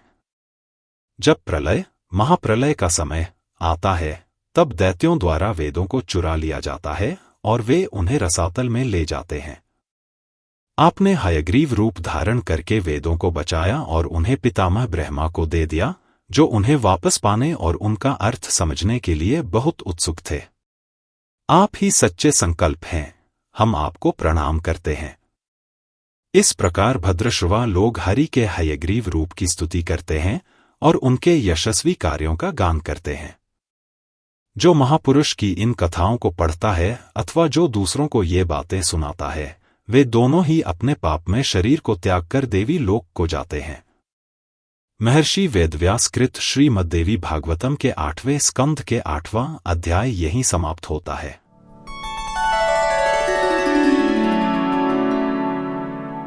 अध्याय 9 हरिवर्ष में प्रहलाद के द्वारा नृसिंह रूप की आराधना, केतुमाल वर्ष में श्री लक्ष्मी जी के द्वारा कामदेव रूप की तथा रम्यक वर्ष में मनुजी के द्वारा मत्स्य रूप की स्तुति उपासना। नारायण ने कहा, हरिवर्ष में भगवान हरि नरसिंह रूप में योगी के रूप में शोभायमान है। भगवान के गुणों को जानने वाले महाभागवत प्रहलाद उस सुंदर रूप को देखकर संपूर्ण लोगों को आनंदित करते हुए अनन्य भाव से उनकी पूजा और स्तोत्र का कीर्तन करते हैं। प्रहलाद बोले, हे भगवान नृसिंह देव, मैं आपको प्रणाम करता हूं। आप सभी ज्योतियों के प्रकाश हैं। आपके बड़े बड़े दांत वज्र के समान हैं। आप अपने सबसे भयानक रूप में प्रकट हों। आप लोगों की कर्म करने की इच्छाओं को नष्ट करें और लोगों के महान अज्ञान, मोह को नष्ट करें। आप सत्व, रज और तमो गुणों के भंडार हैं। आपकी कृपा से मैं हमेशा किसी भी भय से मुक्त रहूं। ओम ख्रौ, यह सारा संसार पूरी तरह से शांति और सुख से रहे। धोखेबाजों को अपने छल को त्यागने दें और शुद्ध और सरल रहें। सभी लोगों को एक दूसरे के प्रति अपनी दुश्मनी पूरी तरह से छोड़ देनी चाहिए और अपने कल्याण के बारे में सोचना चाहिए।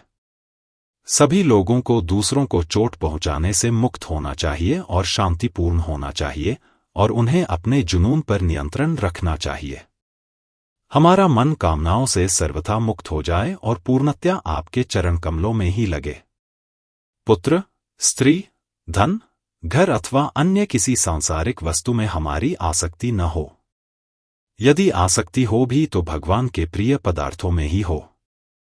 जो अपने शरीर और आत्मा का भरण पोषण करता है तथा अपने को पूर्णतया वश में रखता है, सफलता उसके बहुत निकट है, किंतु जो इंद्रियों में आसक्त है उसे सफलता नहीं मिलती।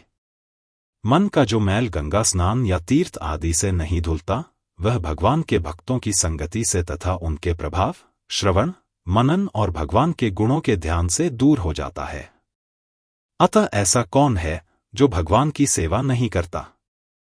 जिसने भगवान के प्रति निष्काम भक्ति, फल की परवाह न करते हुए भक्ति प्राप्त कर ली है, उसे देवता, धर्म, ज्ञान तथा अन्य उच्चतर गुण सदैव प्राप्त होते हैं।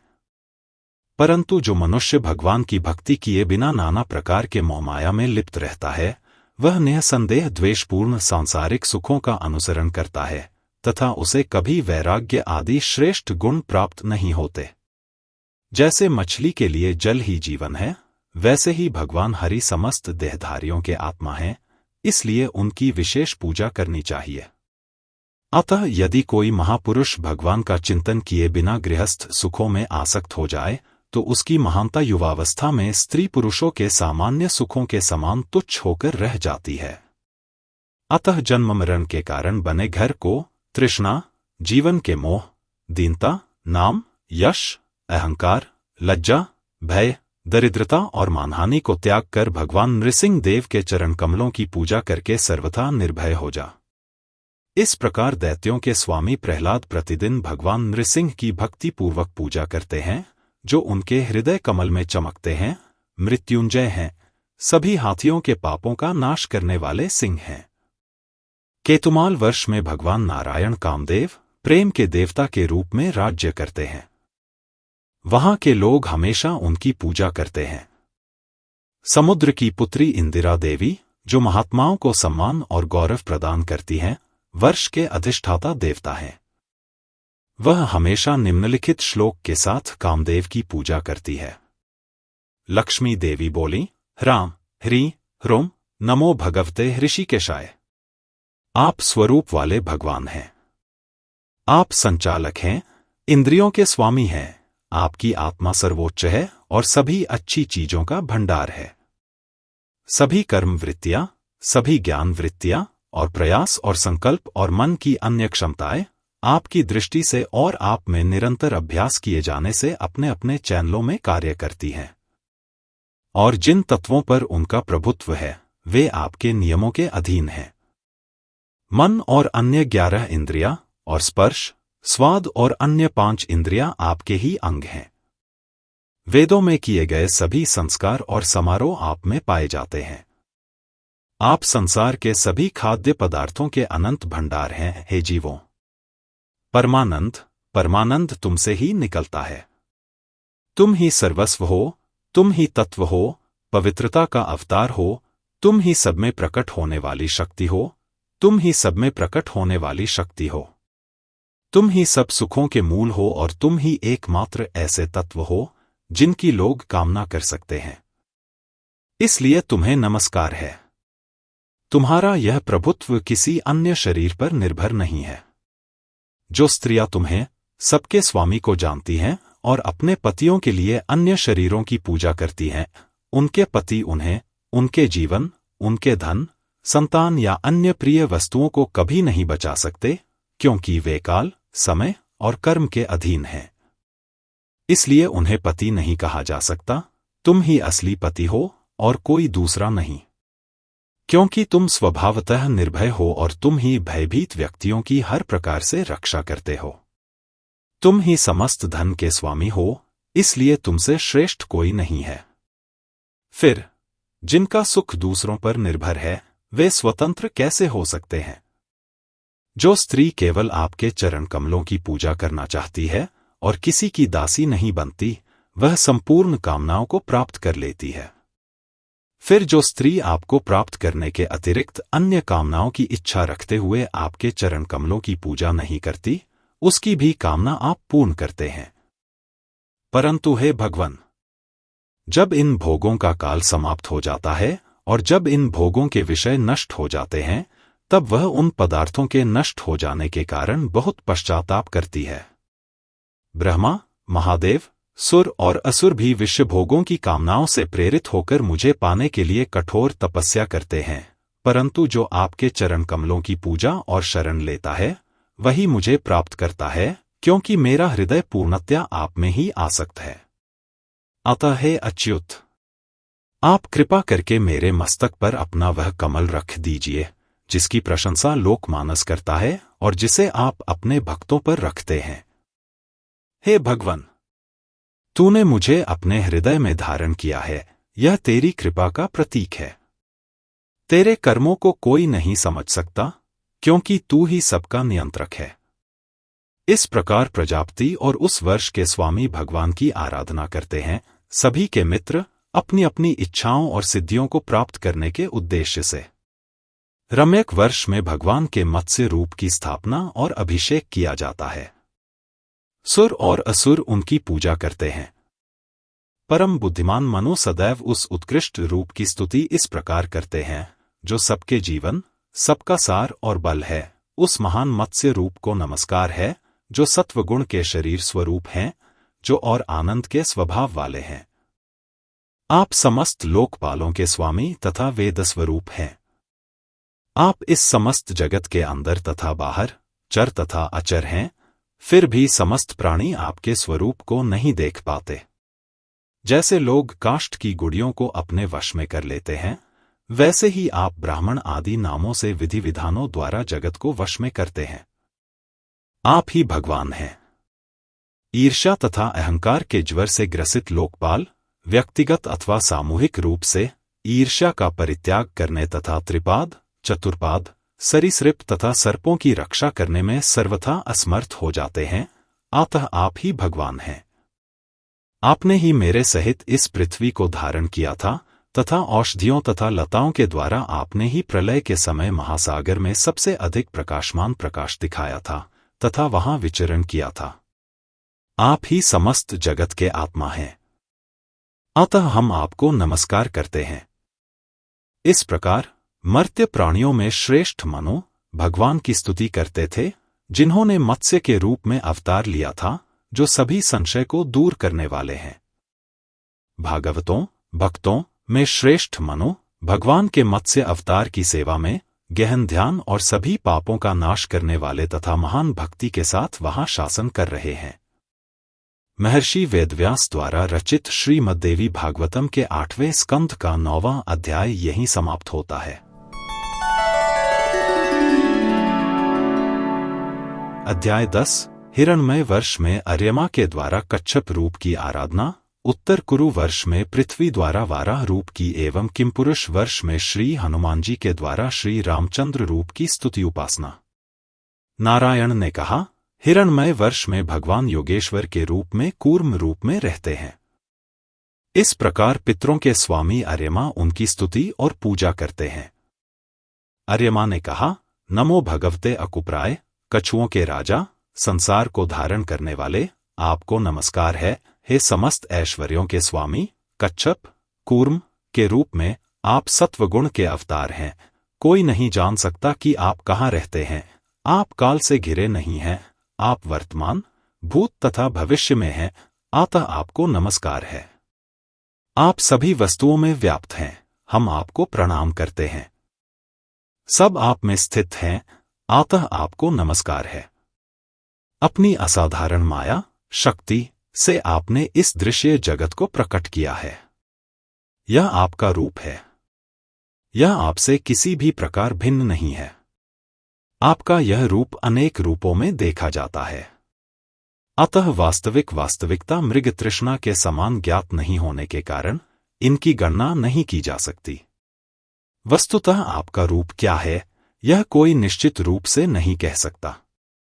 गर्मी और नमी से उत्पन्न होने वाले प्राणी, कीट पतंगों के बारे में कहा जाता है, अंडे से पैदा होने वाले, गर्भ से और पौधे तथा अन्य चर अचर प्राणी, देवता, ऋषि, पितर, भूत और ये इंद्रियां, आकाश, स्वर्ग, पृथ्वी, पर्वत, नदियां, समुद्र, द्वीप, ग्रह और तारे, ये सब आप ही हैं और केवल आप ही हैं। आपका नाम, रूप और स्वरूप भी बहुत भिन्न हैं और उनकी संख्या नहीं गिनी जा सकती। फिर भी कपिल आदि ने उनकी संख्या निर्धारित की है, जिसके ज्ञान से आप ज्ञान के नेत्र से दिखाई दे सकते हैं। आपका रूप और स्वभाव कपिल द्वारा निर्धारित इन सांख्यों द्वारा निर्धारित किया गया है, इसलिए हम आपको प्रणाम करते हैं। इस प्रकार अर्यमा और वर्ष के अन्य शासक सभी एक साथ मिलकर भगवान कूर्मदेव का गान, स्तुति और पूजन करते हैं, जो सबके नियंत्रक और सबके उत्पादक हैं। आपकी जय हो। भगवान यज्ञ पुरुष उत्तर कुरु मंडल में आदि वराह के रूप में प्रकट होते हैं। पृथ्वी स्वयं उनकी सदैव पूजा करती है। देवी पृथ्वी दैत्यों के संहारक यज्ञ वराह हरि की स्तुति करती है तथा अपने हृदय कमल से उस देव की विधिवत पूजा करती है, जो स्वाभाविक रूप से समर्पित है तथा भगवान के प्रति अपनी आसक्ति के कारण और भी अधिक समर्पित हो गया है। देवी पृथ्वी बोली, नमो भगवते मंत्रतत्व लिंगाय यज्ञ कृत्वे, मैं भगवान महान सूअर को प्रणाम करती हूँ। आप हैं, आपका वास्तविक रूप और स्वभाव केवल मंत्र और तत्व से जाना जा सकता है। आप यज्ञ और क्रतु बलिदान के अवतार हैं, इसलिए सभी महान बलिदान आपके अंग हैं। आप 3 युग हैं, सत्य युग में कोई यज्ञ नहीं है। आप वह हैं जो कर्म करने के बाद शुद्ध के रूप में शेष हैं, ताकि यज्ञ करने के योग्य हो सकें। इसलिए आपको नमस्कार है। ज्ञान और विज्ञान में पारंगत ऋषि कहते हैं कि आप शरीर और इंद्रियों में उसी तरह छिपे हुए हैं जैसे लकड़ी में आग छिपी हुई है। अतः वे लोग आपको देखने के लिए उत्सुक हैं। विवेकशील और निष्पक्ष मन से कर्म और उनके फलों का न्याय करते हुए आपकी खोज करते हैं और तब आपका स्वरूप प्रकट होता है। मैं आपको प्रणाम करता हूँ। आपका स्वरूप कर्मों और माया के अन्य गुणों, इंद्रिय विषयों, इंद्रियों, कर्मों, देवताओं, शरीर, काल, अहंकार आदि के कारण और प्रभाव से ज्ञात होता है। मैं आपको प्रणाम करता हूँ। इस प्रकार वे लोग आपके स्वरूप को देख सकते हैं, जिनका मन अपने विवेक तथा यम, नियम आदि के द्वारा आप में दृढ़तापूर्वक स्थित है तथा जिन्होंने अपने स्वभाव की सभी प्रकार की चंचलता और परिवर्तनशीलता को त्याग दिया है।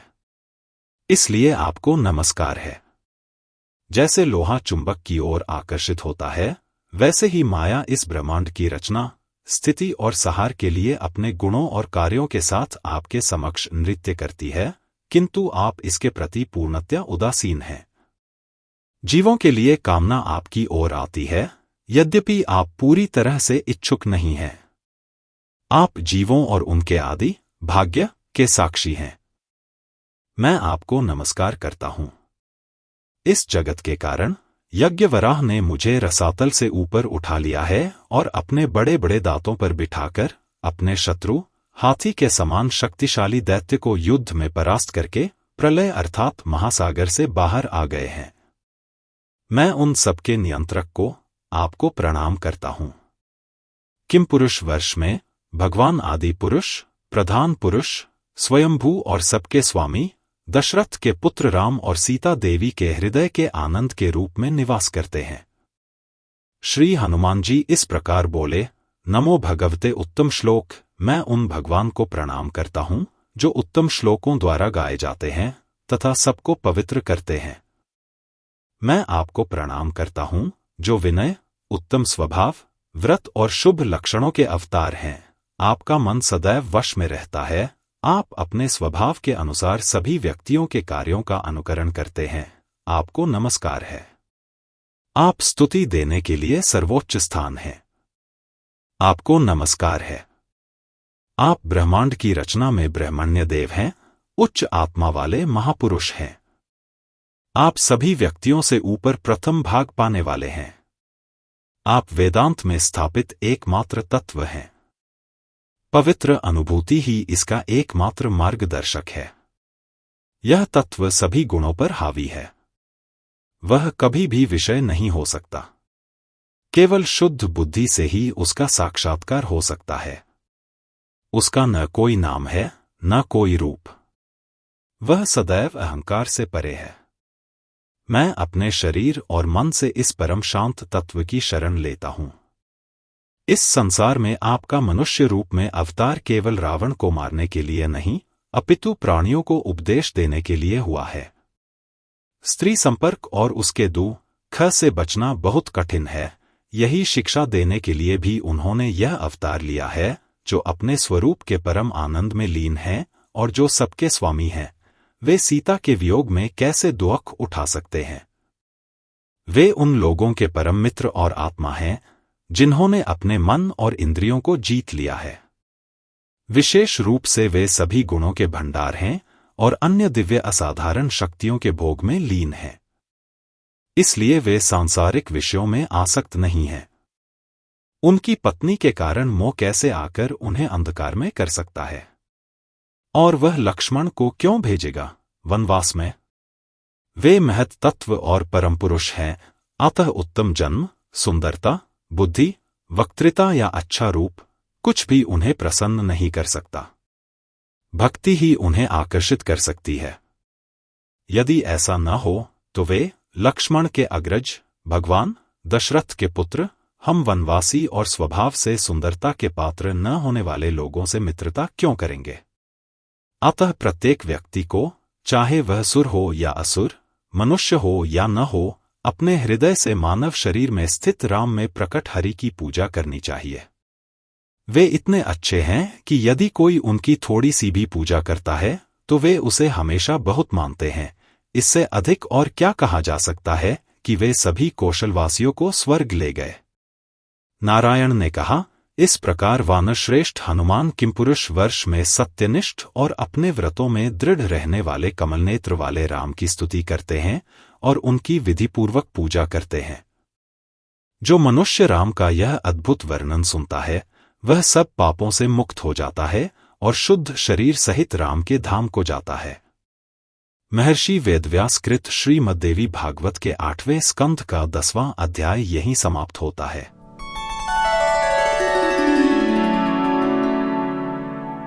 अध्याय 11 जम्बूद्वीप स्थित भारतवर्ष में श्री नारद जी के द्वारा नारायण रूप की स्तुति, उपासना तथा भारतवर्ष की महिमा का कथन।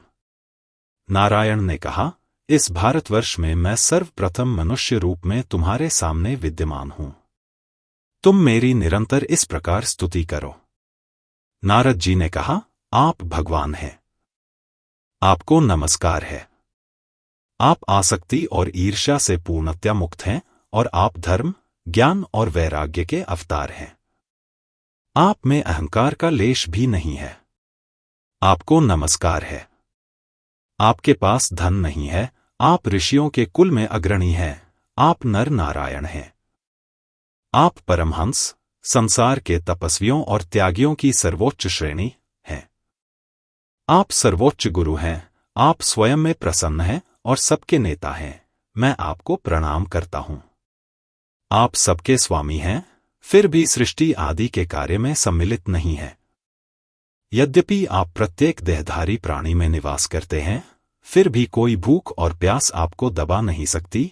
यद्यपि आप साक्षी हैं, फिर भी आपकी दृष्टि निकटता से बिल्कुल भी विचलित नहीं होती। आप किसी से जुड़े हुए नहीं हैं और कोई भी इच्छा आपकी ओर नहीं आ सकती। आप साक्षी हैं, इसलिए मैं आपको नमन करता हूं। योग के इस मार्ग ने तुझसे निकला है और तुझ में स्थापित है। भगवान हिरण्यगर्भ ने योग की चतुराई का उपदेश इस प्रकार दिया है कि इस शरीर के अहंकार को छोड़कर, जो सब बुराइयों का स्थान है, लोग अंत में भक्ति के मार्ग का आश्रय लेंगे और अपना मन आप में लगाएंगे, जो तीनों गुणों से परे हैं। यदि अज्ञानी पुरुषों की भांति इस लोक और परलोक में बहुत आसक्त रहते हैं तथा बुद्धिमान लोग अपने पुत्र, स्त्री और धन के चिंतन में अपना समय व्यतीत करते हैं और अंत में इस कुरूप शरीर के नाश होने पर बहुत दुखी होते हैं, तो ज्ञान और विज्ञान में पारंगत पुरुष शरीर से अलग होने के अंत में भयभीत हो जाते हैं। तब उनका शास्त्रों का अध्ययन और उनका सारा परिश्रम निष्फल होकर केवल परिश्रम ही रह जाता है। जब विद्वानों को ऐसी बात सूझती है, तब हे इंद्रियों के ज्ञान को वश में करने वाले, आप ही हमें उपदेश देते हैं, जिससे हम आपका सहज चिंतन कर सकें। तब यह जो इस कुरूप शरीर की भयंकर आसक्ति है, जिसे तुम्हारी माया उत्पन्न करती है और जिसे अन्य किसी उपाय से त्यागना अत्यंत कठिन है, वह शीघ्र ही हमसे छूट जाएगी। सब के दृष्टा, सब तत्वों के ज्ञान से सुयोग्य मुनियों में श्रेष्ठ नारद इस प्रकार इसकी पूजा करते हैं और नारायण की स्तुति करते हैं, जो किसी भी उपाय से अप्रभावित हैं तथा जो नित्य और लीला दोनों के सदृश हैं। हे देवर्षि, अब मैं तुमसे भारतवर्ष की नदियों और पर्वतों का वर्णन करता हूं। ध्यानपूर्वक सुनो। मलय, मंगलप्रस्थ, मैनाक, चित्रकूट, ऋषभ, कुटक, कोल्ल, सह्य, देवगिरी, ऋष्यमुख, श्रीशैल, व्यंकट, महेंद्र, वारिधर, विंध्य, शुक्तिमान, ऋक्ष, पारियात्र, द्रोण, चित्रकूट, गोवर्धन, रैवतक, ककुभा, नील, गौरमुख, इंद्रकिला, कामगिरी तथा अन्य अनेक पर्वत, जिनकी गिनती नहीं की जा सकती। इन पर्वतों के दर्शन से महान पुण्य की प्राप्ति होती है। इन पर्वतों से सैकड़ों हजारों नदियां निकलती हैं। इनका जल पीने, इनमें स्नान करने, इनके दर्शन करने तथा इनका गुणगान करने से मन, वचन तथा शरीर के पाप पूरी तरह नष्ट हो जाते हैं। नदियों के नाम हैं ताम्रपर्णी, चंद्रवाशा, कृतमाला, वटोदका, वैह्यासी, कावेरी, वेणा, पयस्विनी, तुंगभद्रा, कृष्णावेना, सरकारा, वर्ताका, गोदावरी, भीमरथी, निर्बिंध्या, पयोष्णिका, तापी, रेवा, सुरसा, नर्मदा, सरस्वती, कार्मनवती और सिंधु, अंध और सोन, ऋषिकुल्या, त्रिसामा, वेदस्मृति, महानदी, कौशिकी, यमुना, मंदाकिनी, दृशद्वती, गोमती, सरयू, ओघवती, सप्तवती, सुषमा, शतद्रु, चंद्रभागा, मरुद्वृधा, वितस्ता, असिकनी और विश्वा तथा अन्य अनेक नदियां। जो लोग इस वर्ष में जन्म लेते हैं, वे अपने कर्मों के फलस्वरूप अपने सात्विक, राजसिक और तामसिक गुणों के अनुसार दिव्य, मानवीय और निम्न भोगों का भोग करते हैं। इस वर्ष के सभी निवासी अपने वर्णों के नियमों के अनुसार क्रमशः संन्यास, वानप्रस्थ आदि लेते हैं और भोग करते हैं। वेदवादी, ऋषि और देवता कहते हैं कि यह वर्ष अन्य सभी वर्षों से श्रेष्ठ है, क्योंकि यहां भगवान की कृपा सहज ही प्राप्त होती है। वे कहते हैं, ओह! भारतवर्ष के निवासियों ने अपने पूर्व जन्मों में कितने अच्छे कर्म किए थे कि उनके प्रभाव से भगवान हरि बिना किसी साधना के ही उन पर प्रसन्न हो गए। इसलिए हम भी वहां जन्म लेना चाहते हैं, क्योंकि यदि हम वहां के लोगों के बीच जन्म लें तो हम हर प्रकार से हरि मुकुंद की सेवा कर सकेंगे। कठोर तप, दान, यज्ञ और व्रतों का पालन करने से हमें क्या लाभ होगा? यदि हम स्वर्ग भी चले जाए तो वहां हमें क्या लाभ होगा? तब हम कभी भी भगवान नारायण के चरण कमलों में अपना मन नहीं लगा सकेंगे। हमारी इंद्रिय भोगों की रुचि बढ़ जाएगी और हम भगवान से सर्वथा वंचित हो जाएंगे। इस भारतवर्ष में अल्पायु के रूप में जन्म लेना कहीं अधिक अच्छा है, बजाय इसके कि हम अन्य स्थानों को प्राप्त करें जहां कल्प तक जीवित रहा जा सके और फिर पुनर्जन्म हो। भारत के बुद्धिमान लोगों के लिए इस नश्वर शरीर को प्राप्त करके वे कुछ ही समय में भगवान हरि को समर्पित हो सकते हैं और पुनर्जन्म से मुक्त हो सकते हैं।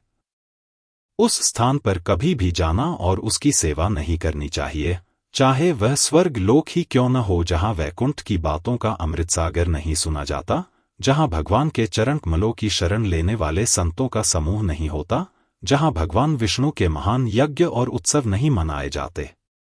जो मनुष्य जन्म पाकर ज्ञान, क्रिया, यज्ञ करने की विधियां और ज्ञान की सहायता के लिए अन्य कार्य और द्रव्य यज्ञों के लिए सामग्री प्राप्त करके मोक्ष के लिए प्रयत्न नहीं करते, वे पशु के समान हैं और बार बार बंधन में फंसते हैं। भारतवर्ष के लोग इंद्र आदि देवताओं को उनके नाम से अलग अलग विधि विधान, मंत्र और पुरोदास, कपालों में पिसे हुए चावल से बनी हवि के साथ हवि अर्पित करते हैं, किंतु सर्वसमर्थ भगवान हरि वरदाता उन्हें बड़ी प्रसन्नता से स्वीकार करते हैं। यह सच है कि लोग जो मांगते हैं वे उसे देते हैं, लेकिन वे शायद ही किसी को परमार्थ देते हैं। इसका कारण यह है कि लोग जो मांगते हैं उसे पाकर बार बार मांगते हैं, इसलिए वे अपने चरण कमल उन लोगों को देते हैं जो अपनी सभी इच्छाओं को त्याग कर केवल प्रेम के भाव से उनकी पूजा करते हैं। इस प्रकार हम पूर्ण रूप से किए गए इष्टपूर्ण व्रत के फलस्वरूप स्वर्ग में बहुत सुखपूर्वक रह रहे हैं। फिर भी हम चाहते हैं कि हम भी भारतवर्ष में जन्म लें, जहां हमारी स्मृति भगवान हरि के विचार से पुनः जागृत हो। इस भारतवर्ष में निवास करने वाले भगवान इसके निवासियों को सर्वोच्च कल्याण प्रदान करते हैं। नारायण ने कहा, हे देवर्षि, इस प्रकार स्वर्ग के देवता, सिद्ध, श्रेष्ठ ऋषिगण इस भारतवर्ष के उत्तम गुणों का गान करते हैं। इस जम्बूद्वीप के 8 उपद्वीप हैं। जब राजा सगर के पुत्र अश्वमेध यज्ञ के लिए चुराए गए घोड़े के पैरों के निशान खोज रहे थे, तो उन्हें ये उपद्वीप मिले, ऐसा निश्चित रूप से कहा गया है। इनके नाम हैं स्वर्णप्रस्थ, चंद्रशुक्र, आवर्तन, रमणक, मंदरोपाख्या, हरिण, पांचजन्य और सीलोन। जम्बूद्वीप की लंबाई चौड़ाई का वर्णन हो चुका है, अब अन्य 6 द्वीप, प्लक्ष आदि का वर्णन होगा। सुनो। महर्षि वेदव्यास रचित श्रीमद्देवी भागवत महापुराण के 8वें स्कंध का 11वां अध्याय यहीं समाप्त होता है।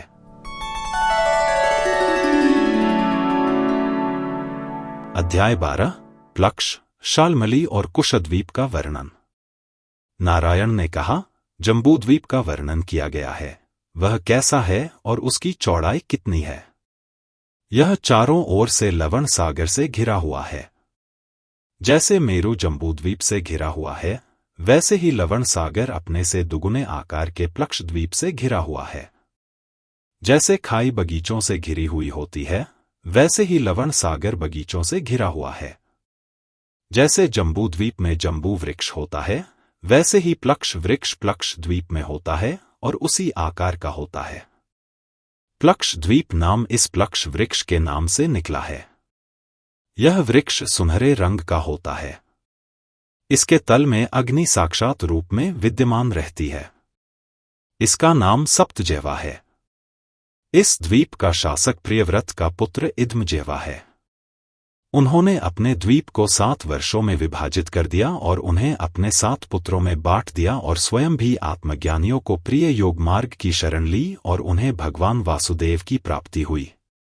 उन 7 द्वीपों के नाम हैं शिव, यव, सुभद्रा, शांति, क्षेम, अमृता और अभय। 7 द्वीपों में क्रमशः 7 नदियां और 7 पर्वत हैं। ये नदियां हैं अरुणा, नृम्णा, अंगिरसी, सावित्री, सुप्रभातिका, ऋतंभरा और सत्यंभरा। पर्वतों के नाम हैं मणिकूट, वज्रकूट, इंद्रसेन, ज्योतिष्मान, सुपर्ण, हिरण्यस्थीव और मेघमाला। इन नदियों के दर्शन और जल पीने से सभी पाप और अज्ञानता के कारण होने वाला अंधकार दूर हो जाता है। यहाँ 4 जातियां निवास करती हैं, हंस, पतंगा, उर्ध्यान और सत्यांग, जो 4 जातियों ब्राह्मण आदि के अनुरूप हैं। इस प्लक्ष द्वीप के निवासी 1000 वर्ष तक जीवित रहते हैं और सभी विविध अद्भुत रूप वाले होते हैं। वे रीति रिवाजों का पालन करते हैं, वेदों द्वारा निर्धारित रीति रिवाजों और प्रथाओं का पालन करें तथा स्वर्ग की प्राप्ति के लिए भगवान सूर्य की पूजा करें। जिस मंत्र से पूजा की जाती है वह यह है, जो पुरुषोत्तम भगवान विष्णु के शरीर स्वरूप हैं तथा जो सत्य, ऋत, ब्रह्मा, अमृत और मृत्यु के विधाता हैं, उन सूर्य की हम शरण लेते हैं, हे नारद।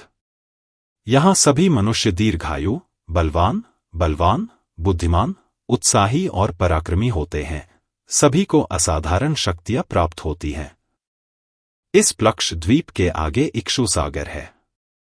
यह इक्षु सागर प्लक्ष द्वीप को घेरे हुए है। इसके बाद शालमल द्वीप है। यह प्लक्ष से दुगुना बड़ा है। यह द्वीप सूरसागर, मदिरा का सागर, से घिरा हुआ है। इस द्वीप में शालमली नामक वृक्ष है, जो प्लक्ष वृक्ष के समान विशाल है। उस वृक्ष पर महामंसवी गरुड़ निवास करते हैं। यज्ञवाहु इस स्थान के शासक हैं। वे प्रियव्रत से उत्पन्न हुए थे। उन्होंने अपने वर्ष को 7 भागों में विभाजित किया और उन्हें क्रमशः अपने 7 पुत्रों में वितरित किया। अब इन वर्षों के नाम सुनो: सुरोचन, सौमनस्य, रमण, देववर्ष, परिभद्र, आप्यायन और विज्ञान। वहां क्रमशः 7 पर्वत और 7 नदियां हैं। पर्वतों के नाम हैं सरस, शतशृंग, वामदेव, कंदक, कुमुद, पुष्पवर्ष और सहस्रश्रुति। अब नदियों के नाम सुनो: अनुमति, सिनिबाली, सरस्वती, कुहू, रजनी, नंदा और राका, ये 7 नदियां हैं। लोग 4 जातियों में विभाजित हैं: श्रुताधर, वीर्यधर, वसुंधरा, ईशुंधरा। ये ब्राह्मण आदि के अनुरूप हैं। वे भगवान चंद्रमा की पूजा करते हैं, जो सभी के नियंत्रक और सभी वेदों के रचयिता हैं। वे कृष्ण और शुक्ल पक्ष में अपने पितरों को विधिपूर्वक भोजन कराते हैं। उनकी पूजा का मंत्र है: सबके राजा सोम प्रसन्न हो, हे नारद। सूरसागर के आगे कुशद्वीप है, जो घृतसागर, घी का सागर, से घिरा है। इसका आकार इससे दुगुना है। यहां बहुत ही चमकीले रंग के कुश के पत्ते हैं। इस कुशस्तंभ से ही इस द्वीप का नाम पड़ा है। कुश का यह गुच्छा अपनी कोमल किरणों से सभी दिशाओं को प्रकाशित करता है। इस द्वीप के शासक प्रियव्रत के पुत्र हिरण्यरेता हैं। उन्होंने द्वीप को 7 भागों में विभाजित किया और उनमें से प्रत्येक को क्रमशः अपने 7 पुत्रों में से प्रत्येक को वितरित कर दिया। 7 पुत्रों के नाम हैं वसु, वसुदान, दृढ़रुचि, नाभिगुप्त, स्तुत्यव्रत, विविक्त और भामदेवक। 7 पर्वत हैं जो 7 सीमाएं बनाते हैं और 7 नदियां हैं। इनके नाम सुनो: पर्वतों के नाम हैं चक्र, चतुश्रृंग, कपिल, चित्रे देवनिक, कूट, श्रद्धारोमा और द्रविण। नदियों के नाम हैं रसकुल्या, मधुकुल्या, मित्रविंदा, श्रुतविंदा, देवगर्भा, घृताच्युत और मंत्रमालिका। कुशद्वीप के निवासी इनका जल पीते हैं। नदियां: यहां 4 जातियां हैं: कुशल, कोविद, अभियुक्त और कुलक, जो ब्राह्मणों के समान हैं। वे सभी इंद्र और अन्य प्रमुख देवताओं की तरह शक्तिशाली हैं और वे सभी सर्वज्ञ हैं। वे अग्निदेव की पूजा करते हैं और उनके सम्मान में विभिन्न अच्छे कार्य करते हैं। उनका मंत्र यह है: हे अग्नि, आप परब्रह्म को सीधे आहुति पहुंचाते हैं। देवों के यज्ञों में आप उस साकार ईश्वर की पूजा करते हैं तथा उनके शरीर के अंगों का उल्लेख करते हुए जो कुछ भी आहुति में दिया जाता है उसे उन्हें अर्पित करते हैं। इस प्रकार उस द्वीप के निवासी अग्निदेव की पूजा करते हैं। महर्षि वेदव्यास कृत श्रीमद्देवी भागवत महापुराण के 8वें स्कंध का 12वां अध्याय यहीं समाप्त होता है।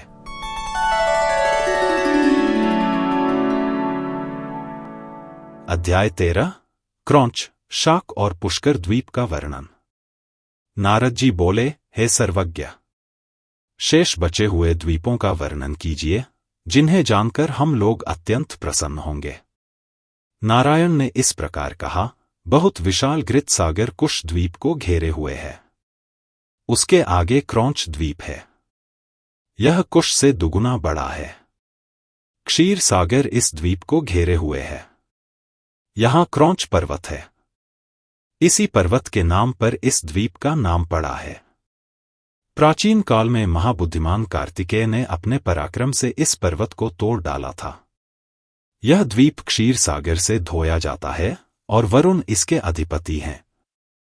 प्रियव्रत के पुत्र घृतपृष्ठ, जो सब लोगों द्वारा पूजित हैं और जिनकी समृद्धि का कोई अंत नहीं है, इस द्वीप के स्वामी हैं।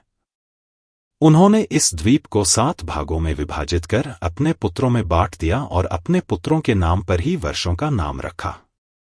उन्होंने अपने पुत्रों को उन स्थानों का शासक बना दिया और स्वयं भगवान नारायण की शरण में चले गए। 7 वर्षों के नाम क्रमशः हैं आम, मधुरुहा, मेघपृष्ठ, सुधामक, ब्राजिष्ठ, लोहितारण और वनस्पति। हे नारद, वहां के 7 पर्वत और नदियां संपूर्ण लोकों में बहुत प्रसिद्ध हैं।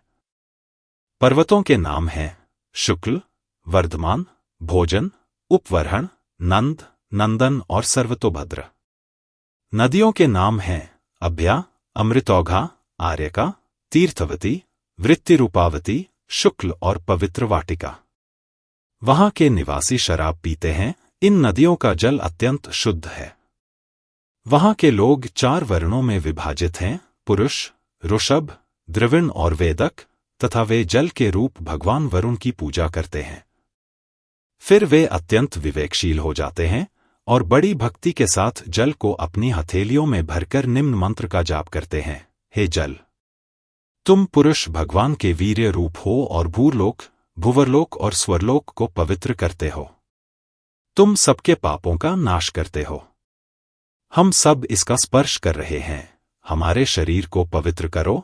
अपने मंत्र समाप्त करने के बाद वे वरुण के लिए विभिन्न स्तोत्र गाते हैं। क्षीरोद सागर के आगे 32 लाख योजन चौड़ा शाक द्वीप है, जो समान परिमाण वाले दधी सागर, दही का सागर, से घिरा है। यहां शाक नामक सर्वश्रेष्ठ वृक्ष विद्यमान है। हे नारद, इस द्वीप का नाम इसी वृक्ष के नाम पर पड़ा है। प्रियव्रत के पुत्र मेधातिथि इस द्वीप के स्वामी हैं। उन्होंने इस भूमि को 7 वर्षों में विभाजित किया और प्रत्येक वर्ष को क्रमशः अपने 7 पुत्रों में बांट दिया और अंततः वे योग के मार्ग पर चले गए। 7 वर्षों के नाम हैं पुरोजव, मनोजव, पवमानक, धूम्राणिक, चित्ररेफ, बहुरूप और विश्वदृक्। इन वर्षों में 7 पर्वत हैं, प्रत्येक वर्ष में एक, जो उनकी सीमा बनाते हैं, और 7 नदियां भी हैं। पर्वतों के नाम हैं ईशान, उरुश्रृंग, वलभद्र, शतकेशर, सहस्रस्रोतक, देवपाला और महासना। नदियों के नाम हैं अनघा, आयुर्दा, उभयस्पृष्टि, अपराजिता, पंचपदी, सहस्रश्रुति और निजधृति। ये 7 नदियां बहुत बड़ी और दीप्तिमान हैं। लोग 4 वर्गों में विभाजित हैं: वर्ष, सत्यव्रत, क्रतुव्रत, दानव्रत और अणुव्रत। वे सभी प्राणायाम का अभ्यास करते हैं और इस प्रकार राजस और तमोगुण को अपने अधीन कर लेते हैं, और वे प्राणवायु के स्वरूप वाले हरि की पूजा करते हैं, जो सर्वोच्च से भी उच्च हैं। उनका मंत्र यह है, वे सभी जीवों में प्रविष्ट हैं और प्राण तथा अन्य शक्तियों द्वारा उनका पोषण करते हैं। वे सभी के आंतरिक शासक तथा सर्वोच्च नियंता हैं। यह ब्रह्मांड उनके नियंत्रण में है। वे हमारी रक्षा करें तथा हमारा पोषण करें। हे नारद, इस दधी सागर के आगे पुष्कर द्वीप है। यह शाक द्वीप से दुगुना बड़ा है। यह दुगने आकार के दूध सागर से घिरा हुआ है। पुष्कर द्वीप में चमकने वाले पुष्कर वृक्ष के पत्ते स्वर्ण की ज्वाला के समान प्रज्वलित हैं। वे उतने ही स्वच्छ तथा पवित्र हैं। करोड़ों करोड़ों सुनहरे पत्ते इस वृक्ष को सुशोभित करते हैं। सभी लोकों के गुरु वासुदेव ने सृष्टि के निर्माण के लिए इस पुष्कर द्वीप को परमेष्टि ब्रह्मा के स्थान के रूप में बनाया है, जो 6 असाधारण शक्तियों से युक्त हैं। इस द्वीप में एक पर्वत है। यह 2 भागों में विभाजित है, अर्वाचीन और पारचीन। ये 2 वर्षों की सीमाएं बनाते हैं। यह पर्वत 1 अयुत योजना ऊंचा और 1 अयुत योजना चौड़ा है। इसके चारों ओर 4 नगर हैं। इंद्र तथा अन्य 3 लोकपाल इन नगरों के स्वामी हैं। सूर्यदेव इनके शिखर से निकलकर मेरु की परिक्रमा करके पुनः वहीं चले जाते हैं। संपूर्ण वर्ष उनका चक्र है। उनका मार्ग उत्तरायण और दक्षिणायन है। प्रियव्रत के पुत्र वीतिहोत्र इस द्वीप के स्वामी हैं। उन्होंने अपने 2 पुत्रों रमण और धाताकी में दोनों वर्ष बांट दिए। वे अपने नाम वाले 2 वर्षों पर शासन करते हैं। उपर्युक्त वर्षों के निवासियों की भांति यहाँ के लोग भी शक्ति प्राप्त करते हैं और कमल पर बैठे हुए भगवान की भक्तिपूर्वक पूजा करते हैं तथा ऐसे योग मार्ग का अनुसरण करते हैं जो उन्हें ब्रह्मा सालोक्य आदि की ओर ले जाता है। मंत्र इस प्रकार है। हम उस एक ईश्वर को नमन करते हैं जिसका कोई दूसरा नहीं है, जो शांति स्वरूप है, जो सभी कर्मों का फल है, जो ब्रह्मा के प्रकाश का आसन है, जो एकता में स्थित है और जिसकी पूजा सभी लोकों द्वारा की जाती है। महर्षि वेदव्यास कृत श्रीमद्देवी भागवत के 8वें स्कंध का 13वां अध्याय यहीं समाप्त होता है।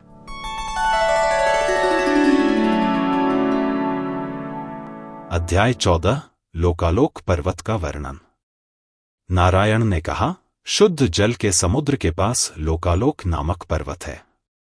यह लोक और अलोका इन 2 देशों के बीच का क्षेत्र है।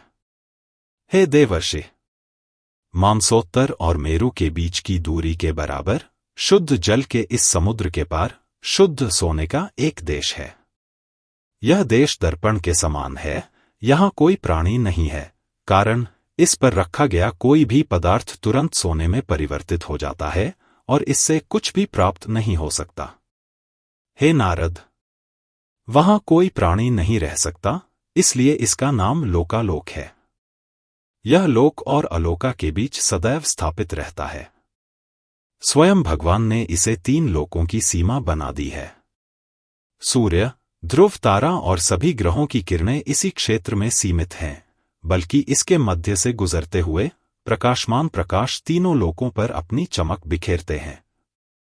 हे नारद, यह महान पर्वत इतना ऊंचा और विशाल है कि इसमें से कभी भी प्रकाश की किरणें नहीं निकल सकती।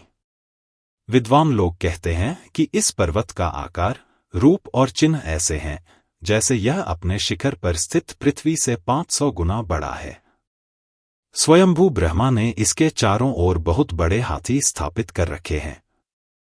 सुनो, उनके नाम हैं।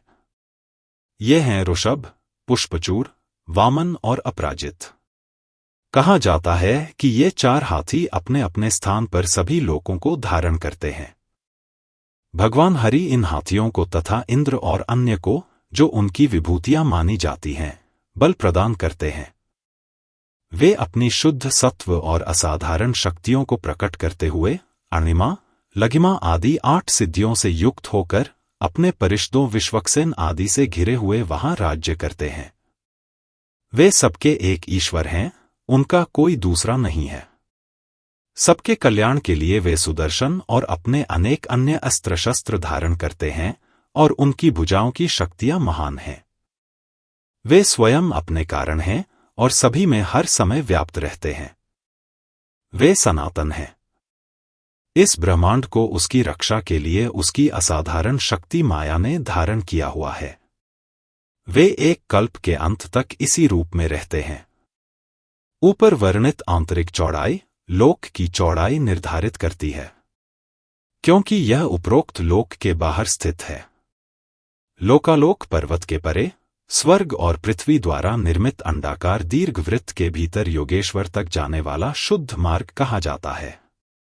इस दीर्घवृत्त का आंतरिक आयाम 25 कोटि योयन है। जब यह अंडा अचेतन, जीवनहीन हो जाता है तो सूर्य वैराज के रूप में इसके भीतर प्रवेश करते हैं। इसलिए सूर्य को मार्तंड कहा जाता है। जब वे इस स्वर्ण अंडे से उत्पन्न होते हैं तो वे हिरण्यगर्भ होते हैं। यह सूर्य ही है जो आकाश, स्वर्ग और पृथ्वी आदि दिशाओं को उनके उचित क्षेत्रों और विभागों में व्यवस्थित करता है। यह सूर्य स्वर्ग और मोक्ष, नरक और अन्य निम्न लोकों, देवताओं, मनुष्यों, पक्षियों, सरीसृपों, वृक्षों और अन्य सभी जीवों का आत्मा है, और वे उनकी दृष्टि के अधिष्ठाता देवता हैं। हे नारद, इसकी चौड़ाई 50 कोटि योयन है और इसकी ऊंचाई या गहराई 25 कोटि योयन है। जिस प्रकार 1 ग्राम के 2 भाग समान आकार के होते हैं, उसी प्रकार पृथ्वी और स्वर्ग भी समान आकार के हैं। उनके बीच का स्थान अंतरिक्ष कहलाता है। ग्रहों में श्रेष्ठ सूर्यदेव मध्य में स्थित होने के कारण प्रकाश देते हैं, तीनों लोकों को प्रकाशित और गर्म करते हैं। वे उत्तरायण के मार्ग से जाते हैं, इसलिए उनकी गति धीमी हो जाती है, उनकी गति मंदगति हो जाती है। फिर सूर्य ऊपर उठकर दिन का समय बढ़ा देता है। इसी तरह जब सूर्य दक्षिणायन के मार्ग पर चलता है तो वह शिखर गति प्राप्त करता है और इतना ऊपर न जाकर दिन का समय छोटा कर देता है। फिर जब वह भूमध्य रेखा पर आता है तो वह एक समान स्थिति बनाए रखता है और दिन और रात बराबर हो जाते हैं। जब सूर्य मेष और तुला राशियों में होता है तो दिन और रात बराबर हो जाते हैं। जब सूर्य वृषभ, मिथुन आदि 5 राशियों में से गुजरता है तो दिन बड़ा हो जाता है, और जब सूर्य वृश्चिक और अन्य 5 राशियों में से गुजरता है तो दिन छोटा हो जाता है और रात बड़ी हो जाती है। महर्षि वेद व्यास द्वारा श्रीमद् देवी भागवत में यहां 8वां स्कंध का 14वां अध्याय समाप्त होता है।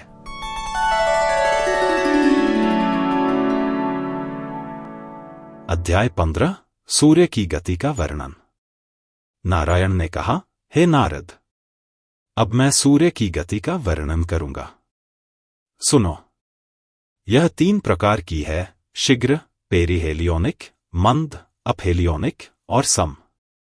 हे सुरसत्तम, प्रत्येक ग्रह की 3 स्थितियां होती हैं। मध्यगति की स्थिति का नाम जराद्गव है, उत्तर की स्थिति का नाम ऐरावत है और दक्षिण की स्थिति का नाम वैश्वानर है। अश्विनी कृत्तिका और भरणी नक्षत्र नागविथि नाम से जाने जाते हैं। रोहिणी, आर्द्रा और मृगशिरा को गजविथि नाम दिया गया है। पुष्य, आश्लेषा और पुनर्वसु को ऐरावती विथि नाम दिया गया है। उपर्युक्त 3 विथियों को उत्तर मार्ग कहा जाता है। पूर्वा फाल्गुनी, उत्तरा फाल्गुनी और मघा का नाम आर्षभी विथि है। हस्त, चित्र और स्वाति को गोविथि कहा जाता है। ज्येष्ठा, विशाखा और अनुराधा के नाम जराद्गवी विथि हैं। इन 3 विथियों को मध्यम मार्ग नाम दिया गया है। मूल, पूर्वाषाढ़ा, उत्तराषाढ़ा को अजवीथि श्रवण, धनिष्ठा और शतभिषा को मृगवीथि कहा जाता है। उत्तरा भाद्रपद, पूर्वा भाद्रपद और रेवती को वैश्वानरी विथि कहते हैं। इन 3 विथियों, पथों को दक्षिण मार्ग कहते हैं। उत्तरायण के समय जब ध्रुव युग, कक्षा या अक्ष के दोनों ओर से वायु की रस्सी को खींचता है तो सूर्य का रथ ऊपर उठता है, अर्थात रस्सी द्वारा खींचा जाता है। इस प्रकार जब सूर्य मंडल में प्रवेश करता है तो रथ की गति धीमी हो जाती है और दिन लंबा और रात छोटी हो जाती है। हे सुरसत्तम, इसे सूर्य के मार्ग का मार्ग जानो। जब डोरी दक्षिण की ओर खींचती है तो रथ नीचे उतरता है और फिर सूर्य जब गोले से बाहर निकलता है तो गति तीव्र हो जाती है। दिन छोटा होता है और रात बड़ी होती है। फिर जब डोरी न कसी जाती है, न ढीली की जाती है, बल्कि उसकी गति ठीक मध्य में होती है, तो सूर्य भी मध्यम स्थिति में रहता है और उसका रथ संतुलन के क्षेत्र में प्रवेश करता है और दिन रात बराबर हो जाते हैं। जब वायु की डोरी संतुलन की स्थिति में ध्रुव तारे द्वारा आकर्षित होती है, तब सूर्य और सौरमंडल घूमते हैं, और जब ध्रुव तारा वायु की डोरी पर अपना आकर्षण ढीला करता है तो सूर्य मध्य क्षेत्र से बाहर आकर घूमता है और सौरमंडल भी घूमता है। मेरु के पूर्व में इंद्र का नगर बसा है और देवता वहीं निवास करते हैं, इसलिए इसे देवधानिका कहते हैं। दक्षिण में मेरु के पश्चिम में वरुण की महान नगरी है, जिसका नाम निम्नोचनी है। मेरु के उत्तर में चंद्रमा की नगरी है, जिसका नाम विभावरी है। हे नारद, ब्रह्मवादी कहते हैं कि सूर्य सबसे पहले इंद्र की नगरी में उदय होता है। दोपहर के समय सूर्य संयमनी में चला जाता है, शाम के समय सूर्य निम्नोचनी में चला जाता है और उसे अस्त माना जाता है। रात्रि में सूर्य विभावरी में रहता है। हे मुनि, सूर्य का मेरु की परिक्रमा करना ही सभी प्राणियों को अपने अपने कार्य में संलग्न करने का कारण है। मेरु के निवासी सूर्य को सदैव मध्य में देखते हैं। सूर्य पूर्व दिशा में तारों की ओर चलता है तथा मेरु को अपने बाईं ओर रखता है, परंतु यदि राशिचक्र को ध्यान में रखा जाए तो ऐसा प्रतीत होगा कि मेरु सूर्य के दक्षिण में रह गया है। सूर्य का उदय और अस्त होना सदैव उनके सामने माना जाता है। हे देवर्षि, प्रत्येक बिंदु, प्रत्येक दिशा, प्रत्येक व्यक्ति सूर्य को देखकर कहता है कि सूर्य उधर उदय हुए हैं, फिर जहां वे अदृश्य हो जाते हैं वहां उन्हें अस्त माना जाता है। सूर्य सदैव विद्यमान रहते हैं, अतः उनके लिए न तो उदय होता है न अस्त। उनके प्रकट होने और अदृश्य होने से ही लोग कहते हैं कि सूर्य उदय होते हैं या अस्त होते हैं। जब सूर्य इंद्र के नगर में होते हैं तब वे इंद्र, यम और चंद्रमा के तीनों नगरों को प्रकाशित करते हैं तथा ईशान और पूर्व पश्चिम कोनों को प्रकाशित करते हैं। इसी प्रकार जब वे अग्नि के नगर में विश्राम करते हैं तब वे ईशान, पूर्व पश्चिम और दक्षिण पश्चिम तीनों कोनों को प्रकाशित करते हैं तथा साथ ही इंद्र और यम के नगरों को भी प्रकाशित करते हैं। इसी प्रकार अन्य नगरों और कोनों को भी प्रकाशित करते हैं। हे देवर्षि, मेरु पर्वत सभी द्वीपों और वर्षों के उत्तर की ओर स्थित है। अतः जब कोई व्यक्ति सूर्य को उदय होते देखता है तो वह उस ओर को पूर्व कहता है, परंतु मेरु सूर्य के बाईं ओर स्थित है, ऐसा कहा जाता है। यदि सूर्य इंद्रपुरी से यमपुरी तक की दूरी अर्थात 15 घटिकाओं में यात्रा करता है तो कहा जाता है कि वह उस समय में 2 कोटि 12 लाख और 25,000 योजन 22695,000 योजन के बराबर दूरी तय करता है। 1000 नेत्रों और 1000 किरणों वाले सूर्यदेव काल के प्रकट करता है। वे पूर्वोक्त विधि से क्रमशः वरुण, चंद्र और इंद्र के नगरों की यात्रा करते हैं। वे स्वलोक के मुकुट हैं और राशि उनकी आत्मा है। वे सभी व्यक्तियों को समय बताने के लिए इस प्रकार यात्रा करते हैं। हे नारद, चंद्रमा और अन्य ग्रह और तारे पूर्वोक्त विधि से उदय और अस्त होते हैं। इस प्रकार सूर्य का शक्तिशाली रथ एक मुहूर्त में 142,000,000 योजन यात्रा करता है। प्रवाह वायु, हवा की शक्ति से वेदों के अवतार सूर्यदेव एक संवत्सर, वर्ष में नगरों, राशिचक्र की परिक्रमा करते हैं। सूर्य के रथ का पहिया 1 वर्ष है, 12 महीने तीलियां हैं, 3 चतुर्मास्य नाभि हैं और 6 ऋतुएं पहिए की बाहरी वलय या परिधि हैं। विद्वान लोग इस रथ को सूर्य का रथ कहते हैं। संवत्सर 1 वर्ष। धुरी एक ओर मेरु की ओर और दूसरी ओर मानसोत्तर पर्वत की ओर इशारा करती है। पहिए का अंत या परिधि समय के अन्य विभागों जैसे काल, काष्ठ, मुहूर्त, यम, प्रहार, दिन और रात और पखवाड़े को चिह्नित करती है। पहिया नाभि पर तय किया गया है। सूर्य इस पहिए पर घूमता है जैसे एक तेली अपने तैलमशीन पर मानसोत्तर पर्वत के चारों ओर चक्कर लगाता है। पहिए का पूर्वी भाग उस धुरी पर है और दूसरा भाग ध्रुव तारे पर तय किया गया है। पहली धुरी का आयाम 1,575,000 योनास है। दूसरी धुरी उपरोक्त का 1/4 मापती है, 3,937,500 योनास। यह एक तैलमशीन की धुरी जैसा दिखता है। इसका ऊपरी भाग सूर्य का माना जाता है। उनके रथ पर सूर्य का आसन 36 लाख योनास चौड़ा है। युग की लंबाई उपरोक्त आयामों अर्थात उसके आसन की लंबाई का 1/4 है। रथ को 7 छंदों, गायत्री आदि से युक्त 7 घोड़ों द्वारा चलाया जाता है, जिन्हें अरुण चलाते हैं। घोड़े सभी की खुशी के लिए सूर्य को ले जाते हैं। यद्यपि सारथी सूर्य के सामने बैठता है, उसका मुख पश्चिम की ओर होता है। वह उस अवस्था में सारथी के रूप में अपना काम करता है। अंगूठे के आकार के 60,000 वाल्किल्य ऋषि उसके सामने मधुर वैदिक भजन गाते हैं।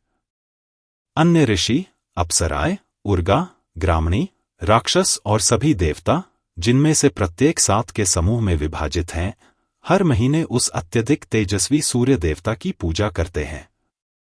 पृथ्वी का माप 9015200 क्रोश युग योयनास, 1 क्रोश सवा योयन है। सूर्य एक क्षण में यह दूरी पार कर लेता है। वह अपने इस कार्य में एक दिन भी विश्राम नहीं करता, नहीं, एक क्षण भी नहीं। महर्षि वेदव्यास कृत श्रीमद्देवी भागवत महापुराण के 8वें स्कंध का 15वां अध्याय यहीं समाप्त होता है।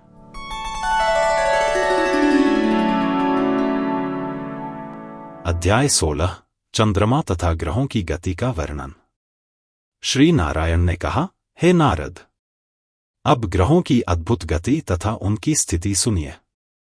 मनुष्यों के शुभ तथा अशुभ कार्य इन ग्रहों की भिन्न भिन्न गतियों के कारण होते हैं।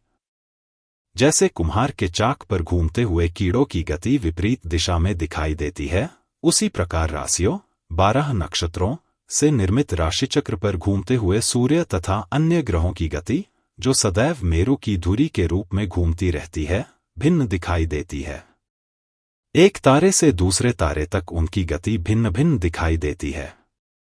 हे नारद, जो सबका मूल है, आदि पुरुष है, जिनसे ये सब उत्पन्न हुए हैं, जो 6 असाधारण शक्तियों से संपन्न हैं, जिनमें यह सब प्रपंच अर्थात 5 महाभूतों से बना हुआ जगत स्थित है, उन नारायण ने भ्रमण करते हुए सबके उत्तम सुख के लिए तथा कर्म शुद्धि के लिए त्रयी आत्मा को 12 भागों में विभाजित किया है। इस प्रकार ज्ञान और विज्ञान से संपन्न ऋषियों ने वेदों में बताए गए मार्ग का अनुसरण करते हुए इस विषय पर तर्क किया है। सूर्य नारायण ने वसंत आदि 6 ऋतुओं में विचरण करते हुए प्राणियों के कर्मों के फल के लिए शीत, उष्ण आदि ऋतुओं के धर्म के रूप में विधिपूर्वक स्थापित किया है। जो मनुष्य वेदों के ज्ञान के अनुसार वर्ण और आश्रम, ब्रह्मचर्य आदि के आचार विचार तथा विविध योगों के अनुष्ठानों द्वारा भक्तिपूर्वक इस आदि पुरुष की पूजा करते हैं, वे अपनी अपनी इच्छा के अनुसार क्रमशः फल पाते हैं। यह सूर्य समस्त लोकों का आत्मा है और स्वर्ग और पृथ्वी के बीच राशिचक्र में स्थित होकर मेष आदि 12 राशियों में 12 महीनों का भोग करता है। ये महीने वर्ष के अंग हैं। 2 पक्ष मिलकर 1 महीना बनाते हैं। दिन और रात के सौर माप के अनुसार 21 नक्षत्र मिलकर 1 महीना बनाते हैं। सूर्य को 2 राशियों के बीच भ्रमण करने में जो समय लगता है, उसे ऋतु या ऋतु यानी 2 महीने कहते हैं। वैज्ञानिकों का कहना है कि यह ऋतु 1 संवत्सर का अंग है। सूर्य 3 ऋतुओं या राशिचक्र में आधे वर्ष के दौरान जो पथ तय करता है, उसे एक अयन कहते हैं। सूर्य द्वारा पृथ्वी और आकाश के साथ राशिचक्र का चक्कर लगाने में जो समय लगता है, उसे 1 वत्सर या वर्ष कहते हैं। इस वर्ष को 5 भागों में विभाजित किया गया है: संवत्सर, परिवत्सर, इदावत्सर, अणुवत्सर तथा इद्वत्सर। ये सूर्य के शीघ्र, मांड तथा एक समान गतियों द्वारा संचालित होते हैं, ऐसा मुनियों ने कहा है। अब तक सूर्य की गति का वर्णन किया जा चुका है। अब चंद्रमा की गति सुनो। चंद्रमा सूर्य से 1,00,000 योजन ऊपर स्थित है तथा 1 वर्ष तक सूर्य की गति में सहभागी रहता है तथा वह कृष्ण पक्ष तथा शुक्ल पक्ष के रूप में प्रत्येक मास में सूर्य के साथ रहता है। रात्रि तथा औषधियों के स्वामी चंद्रमा भी 1 नक्षत्र अथवा 2 नक्षत्रों की सहायता से दिन तथा रात का आनंद लेते हैं। इस प्रकार अपनी शीघ्र गति से चंद्रमा नक्षत्रों का आनंद लेते हैं। शुक्ल पक्ष में चंद्रमा अधिकाधिक दृश्यमान हो जाता है तथा अपनी कलाओं के बढ़ने से अमरों को प्रसन्नता प्रदान करता है तथा शुक्ल पक्ष में चंद्रमा अधिकाधिक दृश्यमान हो जाता है तथा अपनी कलाओं के बढ़ने से अमरों को प्रसन्नता प्रदान करता है। वह कृष्ण पक्ष में अपनी कलाओं से पितरों को प्रसन्न करती है। वह शुक्ल पक्ष और कृष्ण पक्ष दोनों ही चरणों से दिन और रात में परिक्रमा करती है। इस प्रकार वह जीवन और आत्मा बन जाती है सभी जीवित प्राणियों के लिए। सर्वोच्च समृद्धि से संपन्न चंद्रमा 30 मुहूर्त में एक नक्षत्र की यात्रा करता है।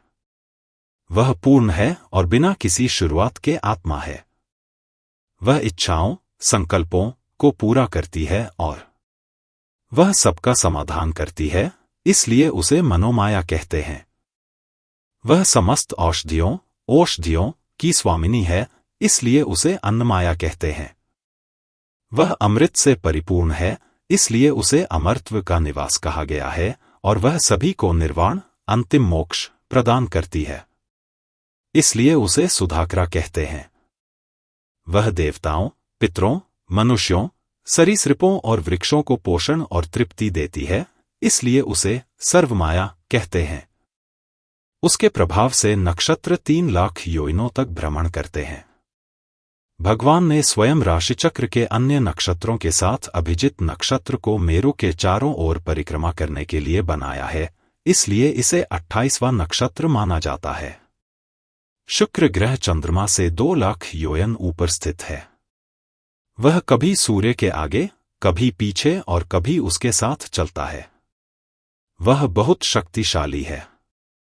उनकी गति 3 प्रकार की है: 1 शीघ्र, 2 मंद और 3 एकरूप। वे प्रायः सभी व्यक्तियों के लिए अनुकूल हैं और उनके लिए बहुत से शुभ कार्य करते हैं, ऐसा शास्त्रों में कहा गया है।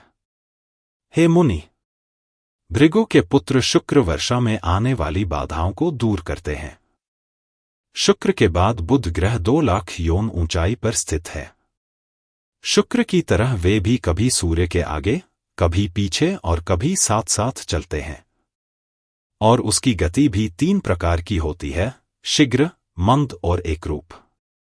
जब चंद्रमा का पुत्र बुध सूर्य से दूर होता है, तब अतिवात, तेज हवाएं, तूफान, अभ्रप्त बादलों से उल्काओं का गिरना और सूखा तथा अन्य भय उत्पन्न होते हैं। पृथ्वी का पुत्र मंगल ग्रह 2 लाख योजन ऊपर स्थित है। 3 पखवाड़े 45 दिन में वह एक राशि का भ्रमण करता है। ऐसा तब होता है जब उसकी गति वक्री न हो। यह मंगल मनुष्य जाति के लिए सभी प्रकार की शरारतें, बुराइयां और दुख पैदा करता है। बृहस्पति ग्रह 2 लाख योजन ऊपर स्थित है। वह 1 वर्ष में एक राशि से गुजरता है। जब उसकी गति वक्री नहीं होती, तो वह हमेशा ब्रह्मावादियों का पक्षधर होता है। बृहस्पति के बाद सूर्य का पुत्र शनि ग्रह आता है, जो 2 लाख योजन ऊपर है। उसे एक राशि से गुजरने में 30 महीने लगते हैं। यह ग्रह सभी को सभी प्रकार की अशांति और दुख देता है, इसलिए इसे मंड ग्रह, एक पापी ग्रह कहा जाता है। इसके बगल में सप्तर्षि मंडल, महान भालू 11 लाख योजन ऊपर स्थित है। हे मुनि, 7 ग्रह हमेशा सभी पर विशेष उपकार करते हैं। ये विष्णुपद, ध्रुव तारे की परिक्रमा करते हैं। महर्षि वेदव्यास कृत श्रीमद्देवी भागवत के 8वें स्कंध में 16वां अध्याय यहीं समाप्त होता है।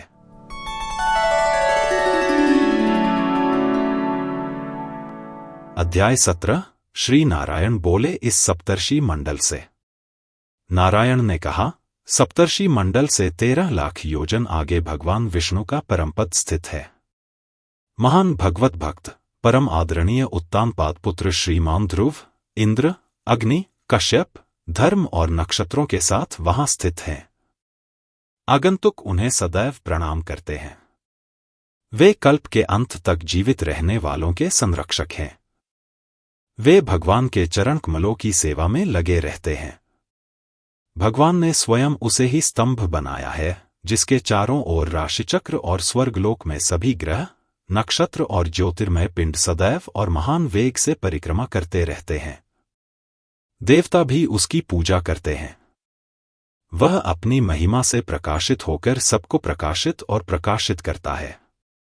जैसे पशु जुए में बंधे हुए खेत जोतते रहते हैं, उसी प्रकार राशिचक्र में स्थित ग्रह और तारे इस ध्रुव तारे के चारों ओर तेजी से चक्कर लगाते रहते हैं, कुछ निकट, कुछ दूर, वायु द्वारा संचालित गोलों में। जैसे बाज आकाश में चक्कर लगाते हैं, उसी प्रकार उपर्युक्त ग्रह भी अपने अपने कर्मों के अधीन और आकाश में वायु द्वारा नियंत्रित होकर पूरी तरह चक्कर लगाते रहते हैं। इस प्रकार सभी ज्योतिर्मय पिंड भूमि पर नहीं गिरते, क्योंकि वे प्रकृति और पुरुष के संयोग के अनुग्रह से अपने अपने स्थान पर स्थिर रहते हैं। कुछ लोग कहते हैं कि यह ज्योतिष चक्र, आकाशीय स्वर्ग, राशिचक्र, शिशुमार है। भगवान की शक्ति से वस्तुओं को थामे रखने के उद्देश्य से इसे यथावत अपने स्थान पर रखा गया है, इसलिए यह गिरता नहीं है। यह अपने शरीर को कुंडलित करके तथा अपना सिर नीचे करके विश्राम कर रहा है। हे मुनि, उत्तानपाद के पुत्र ध्रुव पूंछ के सिरे पर स्थित हैं, तथा उनके अतिरिक्त पूंछ पर अग्नि, इंद्र तथा धर्म आदि देवताओं द्वारा पूजित पापरहित प्रजापति ब्रह्मा भी स्थित है। इस प्रकार सृष्टि पूंछ पर है तथा सप्तर्षिमंडल उसकी कमर पर स्थित है। इस प्रकार दिव्य चक्र, ज्योतिष चक्र, अपनी कुंडलियों को दाहिनी ओर घुमाकर विश्राम कर रहा है। उनके दाहिनी ओर उत्तरायण नक्षत्र हैं, जो अभिजित से पुनर्वसु तक 14 हैं, तथा उनकी बाईं ओर पुष्य से उत्तराषाढ़ा तक 14 दक्षिणायन नक्षत्र हैं। हे ब्रह्मापुत्र, इस प्रकार नक्षत्र, शिशुमार, राशिचक्र का कुंडलाकार शरीर बनाते हैं। नक्षत्रों का आधा भाग एक ओर भगवान विष्णु है तथा दूसरी ओर भगवान विष्णु हैं। उनकी पीठ अज्विति नामक दिव्य गंगा पर है। पुनर्वसु और पुष्य कमर के दाहिने और बाएं भाग को बनाते हैं। आर्द्रा और आश्लेषा दाहिने और बाएं पैर, पश्चिम की ओर, को बनाते हैं। अभिजित और उत्तराषाढ़ दाहिने और बाएं नथुने को बनाते हैं। हे देवर्षि, श्रवण और पूर्वाषाढ़ क्रमशः दाहिने और बाएं नेत्र को बनाते हैं। ऐसा कल्पनाओं को बनाने वाले व्यक्ति कहते हैं। धनिष्ठा और मूला उनके दाहिने और बाएं कान को बनाते हैं। मघा आदि 8 दक्षिणायन नक्षत्र बाईं ओर की हड्डियों को बनाते हैं। हे मुनि, मृगशीर्ष, उत्तरायण नक्षत्र उसके दाहिने भाग की हड्डियां बनाते हैं। शतभिषा और ज्येष्ठादाय और बाएं कंधे बनाते हैं। अगस्ती, कैनोपस, ऊपरी जबड़े और यम, निचले जबड़े बनाते हैं। मंगल ग्रह उसका चेहरा बनाता है। शनि उसका प्रजनन अंग बनाता है। बृहस्पति कंधों पर कुबड़ बनाता है। ग्रहों के स्वामी सूर्य उसकी छाती बनाते हैं। नारायण हृदय में रहते हैं और चंद्रमा उनके मन में है। नोट: शिशुमार डॉल्फिनस नक्षत्र भी है और कभी कभी इसका अर्थ ध्रुव तारा भी होता है। हे नारद, दोनों अश्विन उसके वक्षस्थल के निप्पल हैं। उषाना उसकी नाभि है। बुध उसका प्राण और अपान है। राहु उसकी गर्दन है और केतु उसके पूरे शरीर पर है तथा तारे उसके शरीर के रोमों पर राज कर रहे हैं। यह राशि उस सर्वव्यापी भगवान के देवताओं से बनी हुई देह है। इसलिए प्रत्येक बुद्धिमान व्यक्ति को प्रतिदिन संध्या के समय पूर्ण पवित्रता के साथ मौन रहकर पूरे मन से इस शिशुमार का ध्यान करना चाहिए। फिर उसे निम्नलिखित मंत्र दोहराना चाहिए और उठकर कहना चाहिए: आप सभी प्रकाशकों के आधार हैं। हम आपको प्रणाम करते हैं। आप सभी को बनाते और नष्ट करते हैं। आप सभी देवों के स्वामी हैं। आप सभी पुरुषों में सबसे प्रमुख आदि पुरुष हैं। हम आपका पूरी तरह से ध्यान करते हैं। ग्रह, नक्षत्र और तारे आपके शरीर हैं। दैव केवल आप में ही स्थापित है। आप उन लोगों के पापों का नाश करते हैं जो मंत्रों की रचना करते हैं। जो व्यक्ति सुबह, दोपहर और शाम को आपको प्रणाम करता है या याद करता है, उसके पाप तुरंत पूरी तरह से नष्ट हो जाते हैं।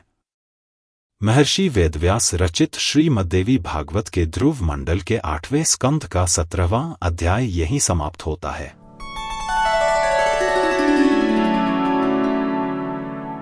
अध्याय 18 राहु मंडल का वर्णन। नारायण ने कहा, हे देवर्षि, राहु का क्षेत्र आरोही नोड सूर्य से 1 अयुत योजनास नीचे स्थित है। राहु सिंहिका का पुत्र नक्षत्र की तरह वहां घूम रहा है। यह राहु सूर्य और चंद्रमा दोनों को निगल जाता है और उसे अमरता और आकाश में यात्रा करने की क्षमता प्राप्त है। सूर्य की किरणें 1 अयुत योजन तक जाती हैं। इस प्रकार असुर राहु उसकी किरणों को ढक लेता है। इस प्रकार चंद्रमा का क्षेत्र 12,000 योयंस तक फैल जाता है। राहु 13,000 योयंस के क्षेत्र को ढक लेता है। इस प्रकार वह सूर्य और चंद्रमा दोनों को ढक लेता है। पिछली दुश्मनी का प्रतिशोध लेने की इच्छा से वह पर्व त्योहारों के समय उन्हें ढक लेता है। यह ग्रह उन्हें दूर से ढकना चाहता है। यह सुनकर भगवान विष्णु ने राहु के खिलाफ अपना सुदर्शन चक्र चलाया। यह चक्र डिस्क आग की लपटों से घिरा हुआ है और बहुत भयानक है। जब उसकी भयंकर ज्वालाओं से सभी दिशाएं भर गईं, तब राहु तुरंत घबराकर दूर भाग गया। हे देवर्षि, इसे मनुष्यों में ग्रहण कहते हैं। राहु के लोक के नीचे अन्य शुद्ध लोक स्थित हैं। हे सत्तम, सिद्ध, चारण और विद्याधर उन लोकों में रहते हैं। उनका आयाम 1 अयुत योयन है। हे देवर्षि, इनके नीचे यक्ष, राक्षस, पिशाच, प्रेत और भूत अपने उत्तम विहारों सहित रहते हैं। विद्वान लोग इसे अंतरिक्ष कहते हैं। जहां वायु जोर से चलती है और जहां बादल छा जाते हैं, वहां तक इसका विस्तार है। हे द्विजश्रेष्ठ, इस अंतरिक्ष के नीचे यह पृथ्वी है, जिसका विस्तार 100 योयन है। पृथ्वी की सभी वस्तुएं और पदार्थ यहीं पाए जाते हैं। पक्षी, बगुले, सारस और बत्तखें सभी पृथ्वी पर उड़ते हैं। पृथ्वी यहीं तक फैली हुई है। अब पृथ्वी की संरचना का वर्णन किया जाता है। हे देवर्षि, इस पृथ्वी के निचले भाग में 7 स्थान, गुफाएं या पाताल हैं। इनका व्यास 1 अयुत योयन है। सभी ऋतुओं में इन स्थानों पर सभी प्रकार के भोग प्राप्त किए जा सकते हैं। पहला है अतल, दूसरा है वितल। इसके बाद क्रमशः सुतल, तलातल, महातल, रसातल और अंत में 7वां पाताल। हे विप्र, इस प्रकार 7 छिद्र या क्षेत्र गिने जाते हैं। इन्हें विलास स्वर्ग कहते हैं और ये स्वर्ग से भी अधिक सुख प्रदान करते हैं। ये सभी सुंदर कामुक भोग, समृद्धि और प्रसन्नता से परिपूर्ण हैं। वे बगीचों और विहारों, भोगों के स्थान से भरे हुए हैं। और ये सभी विहार विशेष आनंद प्रदान करने के लिए सुरुचिपूर्ण ढंग से सजाए गए हैं। शक्तिशाली दैत्य, दानव और नाग अपने पुत्रों, पत्नियों और मित्रों के साथ प्रेमपूर्वक यहाँ निरंतर आनंद का आनंद लेते हैं। गृहस्थ भी अपने मित्रों और परिचारकों के साथ सुख और आनंद में अपना समय व्यतीत करते हैं। वे सभी मायावी, जादूगर हैं और उनके संकल्प विफल नहीं होते। वे इस संबंध में भगवान से भी अधिक हैं और वे इच्छाओं से भरे हुए हैं। वे सभी आनंद और आनंद के साथ रहते हैं और वे सभी ऋतुओं में आनंद प्राप्त करो। माया के स्वामी माया ने उन अधोलोकों में अपनी इच्छानुसार अलग अलग नगर बसाए हैं। इसके अतिरिक्त उन्होंने रत्नों और मणियों से जड़े हुए हजारों निवासगृह, महल और नगरद्वार बनवाए हैं। सभा भवन, चत्वर और चैत्य बहुत ही अलंकृत हैं और सुरों को भी दुर्लभ हैं। नाग और असुर अपनी रानियों के साथ उन घरों में रहते हैं। कबूतर, कबूतरी और मादा मैना पक्षी वहां मंडराते रहते हैं। उन स्थानों पर कृत्रिम रूप से चिन्हित अनेक भूखंड और उन विवरों के स्वामियों के भव्य भवनों की उत्तम पंक्तियां सुशोभित हैं। वहां बहुत बड़े बगीचे भी हैं। ये सब मन को प्रसन्न करते हैं और उनकी सुंदरता को बढ़ाने के लिए महिलाओं के आराम और आनंद के लिए उपयुक्त फलों और फूलों के कई स्थान निकट ही हैं। पानी के तालाब और पोखरों में तरह तरह के पक्षी भरे रहते हैं। झीलें स्वच्छ पानी से भरी रहती हैं और वहां पाथिना मछलियां बहुतायत में रहती हैं।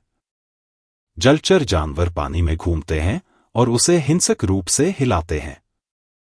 इन झीलों या जलाशयों में तरह तरह के कमल, कुमुद, उत्पल, कहलार, नीला कमल, लाल कमल पूरी तरह से खिले हुए हैं।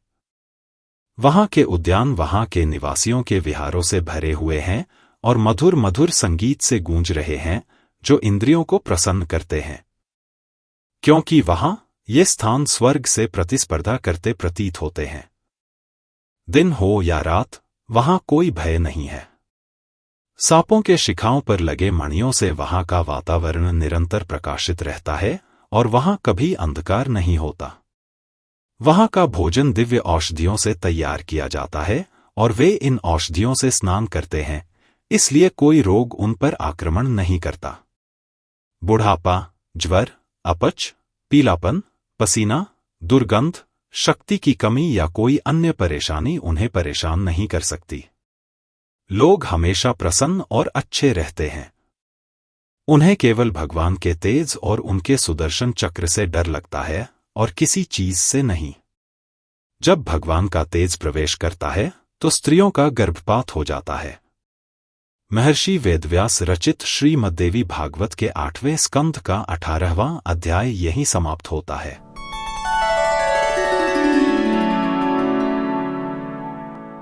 अध्याय 19 अतल, वितल तथा सुतल लोक का वर्णन। नारायण ने कहा, हे विप्र, प्रथम सुंदर प्रदेश अतल में दानव माया का अत्यंत अभिमानी पुत्र बल रहता है। उसने 46 मायाओं की सृष्टि की है। वहां के निवासियों की समस्त आवश्यकताएं उन्हीं से पूरी होती हैं। अन्य मायावी एक या एक से अधिक मायाओं को जानती हैं। इनमें से 2 हैं। उनमें से कोई भी सभी को जानने में सक्षम नहीं है, क्योंकि उन्हें करना बहुत कठिन है। जब इस शक्तिशाली बाला ने जम्हाई ली तो 3 प्रकार की स्त्रियां उत्पन्न हुईं, जो सभी लोगों को आकर्षित करती थीं। उनका नाम पुंश्चली या बच्चलन महिला, स्वैरिणी, व्यभिचारिणी और कामिनी, एक सुंदर महिला, रखा गया। जब कोई पुरुष जो उन्हें सुंदर और प्यारा लगता है उनके अतल क्षेत्र में प्रवेश करता है तो वे हाटक भावना, प्रेम की मदद से एकांत में उसमें आनंद, संभोग करने की शक्ति उत्पन्न करती हैं और अपनी मधुर मुस्कान और कामुक प्यारी निगाहों से और बड़ी सावधानी से उसे अच्छी तरह से गले लगाती हैं और उसके साथ और कामुक हाव भाव और मुद्राओं से बातचीत करना शुरू करती हैं और इस तरह उसे अच्छी तरह से प्रसन्न करती हैं।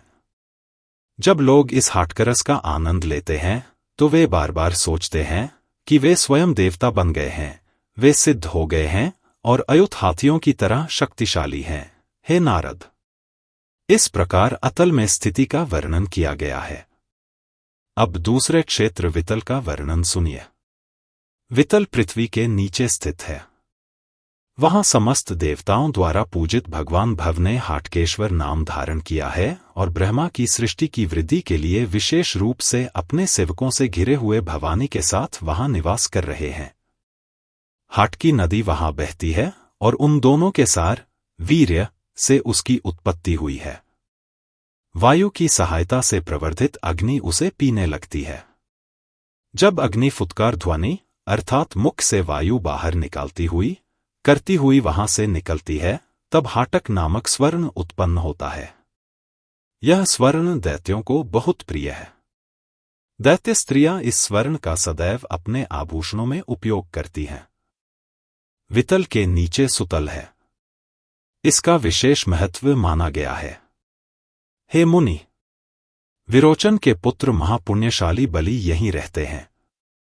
भगवान वासुदेव ने इंद्र के कल्याण के लिए इस बलि को सुतल में उतारा था। उन्होंने त्रिविक्रम का शरीर धारण किया और बलि को तीनों लोकों की सारी संपत्ति दे दी। सारी लक्ष्मी उनके पास गईं और उन्हें दैत्यों के स्वामी के पद पर प्रतिष्ठित किया। इससे अधिक और क्या कहा जा सकता है कि जो समृद्धि, धन और संपदा इंद्र को प्राप्त नहीं हुई, उसे श्री लक्ष्मी देवी ने स्वयं बलि के पीछे पीछे चलकर प्राप्त की है। सुतल के स्वामी बलि अब पूर्णतः निर्भय हो चुके हैं, आज तक यहीं रहते हैं और वासुदेव की पूजा कर रहे हैं। हे नारद, महापुरुषों का कथन है कि जब सबके नियंत्रक वासुदेव स्वयं भिखारी के रूप में प्रकट हुए तो बलि ने उन्हें भूमि दान कर दी और इसलिए एक अच्छे व्यक्ति को दान देने के कारण उन्हें इतनी समृद्धि प्राप्त हुई। लेकिन यह उचित नहीं हो सकता, क्योंकि हे नारद, जो स्वयं अपनी असाधारण शक्ति से प्रकट होते हैं, उन पर इस दान का प्रभाव डालना बिल्कुल भी उचित नहीं है। हे नारद, भगवान को भगवान कहते हैं कि जो ऐश्वर्य से युक्त हैं, जो जीवन के परम लक्ष्य तथा मनुष्यों की अन्य आवश्यकताओं को पूर्ण कर सकते हैं। ये नारायण देवों के भी देव हैं। यदि कोई इनका नाम ले तो अत्यंत कष्ट में भी वह कर्म के कारण, बंधन के कारण गुणों से तुरंत मुक्त हो जाता है। सब लोग अनेक योग करते हैं तथा सांख्य पद्धति के बताए हुए मार्गों का अनुसरण करते हुए अपने मन को सर्वनियंता भगवान की ओर लगाकर सब प्रकार के क्लेशों तथा दुखों का परित्याग कर देते हैं। हे नारद, यह जान लो कि भगवान हमें जब बहुत अधिक धन तथा समृद्धि देते हैं तब वे हम पर कृपा नहीं करते, क्योंकि धन तथा संपत्ति माया की संतान है तथा सभी चिंताओं, दुखों तथा मानसिक क्लेशों का मूल है, तथा ऐसा धन पाकर मनुष्य भगवान को भूल जाता है। भगवान इस संपूर्ण ब्रह्मांड में व्याप्त हैं, वे ज्ञान से पूर्ण हैं तथा वे सदैव सब मार्ग और साधन देखते रहते हैं। उन्होंने बलि से भिक्षा मांगकर, बल्कि छल करके उसका सारा सामान छीन लिया, केवल उसका शरीर ही छोड़ दिया और अंत में कोई उपाय न देखकर उसे वरुण पाश में बांधकर पर्वत की गुफा के मध्य में डाल दिया और स्वयं उसके द्वार पर द्वारपाल बनकर खड़े हो गए। एक बार बलि ने अपनी अत्यंत भक्ति के कारण अपने कष्टों या दुखों की बिल्कुल भी परवाह नहीं की, बल्कि यह कह दिया कि बृहस्पति नामक देवराज इंद्र ने बड़ी मूर्खता की है, क्योंकि जब भगवान अत्यंत कृपालु हो जाते हैं तो वे उनसे साधारण धन चाहते हैं, परंतु त्रिलोक का धन किस काम का? वह तो बहुत तुच्छ वस्तु है। निश्चय ही वह अशिक्षित और मूर्ख पशु है जो केवल धन के लिए उन भगवान को छोड़ देता है जो मनुष्यों के लिए समस्त मंगल कामनाओं के स्रोत हैं। मेरे दादा प्रहलाद, जो बड़े भाग्यवान थे, भगवान के भक्त थे और जो दूसरों का उपकार करने में सदैव तत्पर रहते थे, उन्होंने भगवान की दास्य भाव के अतिरिक्त और कुछ नहीं मांगा। जब उनके शक्तिशाली पिता की मृत्यु हुई तब भगवान ने उन्हें अपार धन देना चाहा, परंतु भागवत भक्त प्रहलाद ने ऐसा नहीं चाहा। हममें से कोई भी जो इतने अभावों से युक्त हैं, भगवान वासुदेव के स्वरूप को नहीं जान सकता, जिनकी सर्वशक्तिमत्ता की तुलना नहीं की जा सकती, और ये सभी प्रकट जगत उनकी उपाधियां, सहायक, सीमाएं हैं। हे देवर्षि, इस प्रकार दैत्यों के स्वामी बलि, जो सभी लोकों में अत्यंत आदरणीय और प्रसिद्ध हैं, सुतल में राज्य करते हैं। स्वयं श्रीहरि उनके द्वारपाल हैं। एक बार राजा रावण, जो समस्त लोगों को पीड़ा पहुंचाने वाला था, समस्त संसार को जीतने के लिए निकला, और जब वह सुतल में प्रवेश कर गया तो अपने भक्तों पर कृपा करने में तत्पर रहने वाले भगवान श्रीहरि ने अपने पैर के अंगूठे से उसे एक अयुत योजनास की दूरी पर फेंक दिया। इस प्रकार देवदेव वासुदेव की कृपा से बलि सुतल में राज्य कर रहा है और सभी प्रकार के सुखों का आनंद ले रहा है, जिसकी कहीं कोई बराबरी नहीं है। महर्षि वेदव्यास रचित श्रीमद्देवी भागवत महापुराण में 8वें स्कंध का 19वां अध्याय यहीं समाप्त होता है।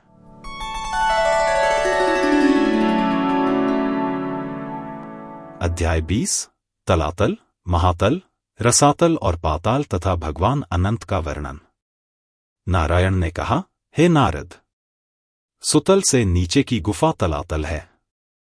त्रिपुर, 3 नगरों के स्वामी महान मय दानव इस क्षेत्र के शासक हैं। तीनों भुवनों का कल्याण करने वाले महेश्वर ने उनके 3 नगरों को जला दिया था, लेकिन अंत में उनकी भक्ति से प्रसन्न होकर उन्होंने उन्हें बचा लिया। इस प्रकार उस भगवान की कृपा से माया ने अपना राज्य और उसके भोग पुनः प्राप्त कर लिए हैं। यह मय दानव मायावी संप्रदाय और उसके पंथ का शिक्षक, आचार्य है, और वह विभिन्न मायाओं या सभी प्रकार की जादुई शक्तियों में निपुण है। क्रूर स्वभाव वाले सभी भयंकर राक्षस अपने विभिन्न उद्यमों में अपनी समृद्धि के लिए उनकी पूजा करते हैं। इस तलातल के बाद सबसे प्रसिद्ध महातल है। कद्रों के पुत्र बहुत क्रोधित नाग यहां रहते हैं। वे कई सिर वाले हैं। हे विप्र, अब मैं तुम्हें उनमें से प्रसिद्ध लोगों के नाम बताता हूं। कुहक, तक्षक, सुषेण और कालिया। ये सभी बहुत बड़े फन वाले हैं और ये सभी बहुत बलवान हैं। ये सभी क्रूर स्वभाव के हैं। इनके संबंधी भी ऐसे ही हैं। ये पक्षीराज गरुड़ से सदैव भयभीत रहते हैं। अपने पुत्रों, पत्नियों, मित्रों और परिचितों के साथ घिरे हुए वे विभिन्न क्रीड़ाओं और भोगों में निपुण होकर सुखपूर्वक रहते हैं। इस महातल के नीचे रसातल है। यहाँ दैत्य, दानव और पाणी असुर रहते हैं। इनके अतिरिक्त हिरण्यपुर नगर के निवात कवच और देवताओं के शत्रु कालय नामक असुर रहते हैं। ये सभी स्वभाव से ही बहुत तेजवान और वीर हैं। इनकी शक्तियां भगवान के तेज से पराजित हो जाती हैं और ये इस क्षेत्र में सांपों की तरह रहते हैं। इंद्र की दूत सरमा के द्वारा कहे गए मंत्रों से भयभीत होकर अन्य असुर भी यहीं रहते हैं।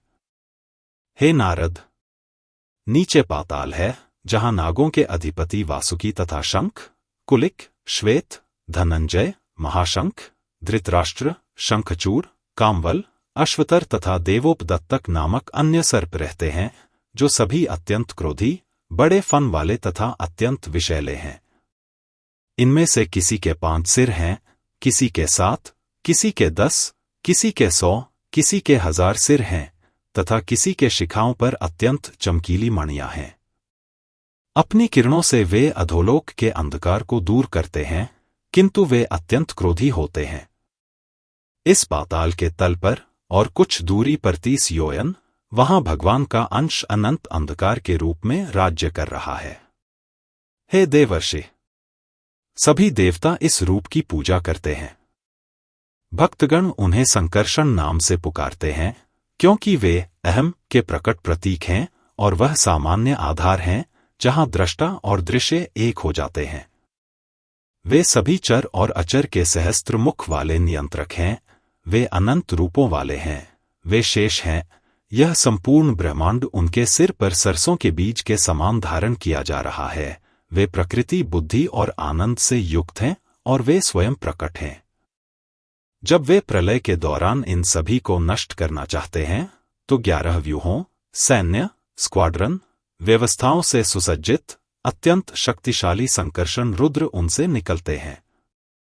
वे अपनी मध्य भ्रिकुटी से 3 नेत्रों से देखते हुए तथा त्रिशूल को ऊपर उठाकर 3 ज्वालाओं से देदीप्यमान हैं। सभी प्रमुख प्रधान नाग, जो अनेकों पर शासन करते हैं, रात्रि में भक्ति से भरे हुए तथा भक्तों से घिरे हुए उनके पास आते हैं और सिर झुकाकर उन्हें प्रणाम करते हैं तथा एक दूसरे के मुखों को देखते हैं, जो उनके चरण कमलों के लाल अंगूठों के नाखूनों पर चमकती हुई स्पष्ट मणियों की ज्योतियों से प्रकाशित हो रहे हैं। उस समय उनके मुख उनके अत्यंत उल्लासमय फन के ऊपर स्थित मणियों से निकलने वाली किरणों से चमक उठते हैं तथा उनके कपोल सुंदर तथा चमकते हुए दिखते हैं। नागराज की पुत्रियां भी ऐसा ही करती हैं, जब उनके उत्तम शरीर से अत्यंत सुंदर किरणें निकलती हैं। उनकी भुजाएं फैली हुई हैं, वे अत्यंत स्वच्छ दिखाई देती हैं तथा उनका रंग सुंदर सफेद है। वे सदैव चंदन, अगरू और कश्मीरी उपटन का प्रयोग करती हैं। वे उन सुगंधित वस्तुओं के संपर्क में आने के कारण कामवासना से अभिभूत होकर लज्जित दृष्टि और मधुर मुस्कान से उनकी ओर देखते हैं तथा उनसे आशीर्वाद की अपेक्षा करते हैं। तब उनकी आंखें प्रेम से उन्मत्त होकर घूमने लगती हैं तथा दया और दया के चिन्ह प्रकट करती हैं। भगवान अनंत देव असीम शक्ति वाले हैं, उनके गुण अनंत हैं, वे अनंत गुणों के सागर हैं। वे आदिदेव हैं, बहुत अच्छे स्वभाव वाले हैं और उनका स्वरूप अत्यंत तेजस्वी है। उन्होंने क्रोध और ईर्ष्या का परित्याग कर दिया है तथा वे सबका कल्याण चाहते हैं। सभी देवता उनकी पूजा करते हैं और वे सभी सात्विक गुणों के भंडार हैं। देवता, सिद्ध, असुर, उरग, विद्याधर, गंधर्व और मुनि हमेशा उनका ध्यान करते हैं।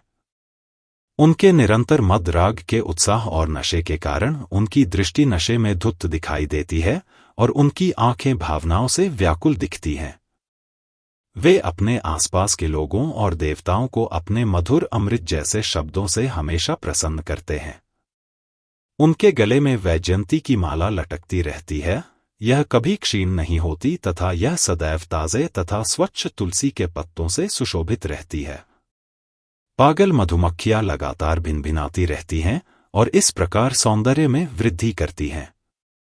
वे देवों के देव हैं और वे नीले रंग का वस्त्र पहनते हैं तथा उनके कानों में केवल एक बाली है। वे भगवान विष्णु अविनाशी और अपरिवर्तनीय हैं। अपनी मांसल भुजाओं को हलक्कुड़ हल्का ऊंचा भाग पर टिकाए हुए वे सोने की करधनी को उसी प्रकार थामे हुए हैं जैसे इंद्र का हाथी ऐरावत सोने की करधनी को थामे रहता है। हे नारद, भक्तगण उन्हें ब्रह्मांड की इस लीला का स्रोत और देवताओं का नियंत्रक बताते हैं। महर्षि वेदव्यास रचित श्रीमद्देवी भागवतम के तलातल की कथा पर आधारित 8वें स्कंध का 20वां अध्याय यहीं समाप्त होता है।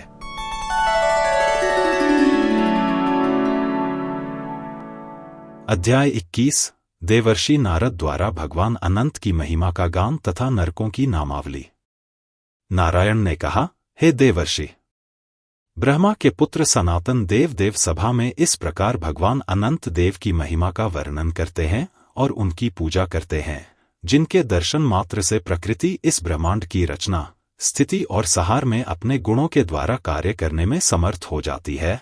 ऐसे ब्रह्मा के वास्तविक स्वरूप को सामान्य दृष्टि और बुद्धि वाला मनुष्य कैसे समझ सकता है? जिनके स्वरूप का न आदि है न अंत, जिन्होंने एक होते हुए भी इस प्रपंच पंचभूतों का ब्रह्मांड को आत्मा के आवरण के रूप में रचा है।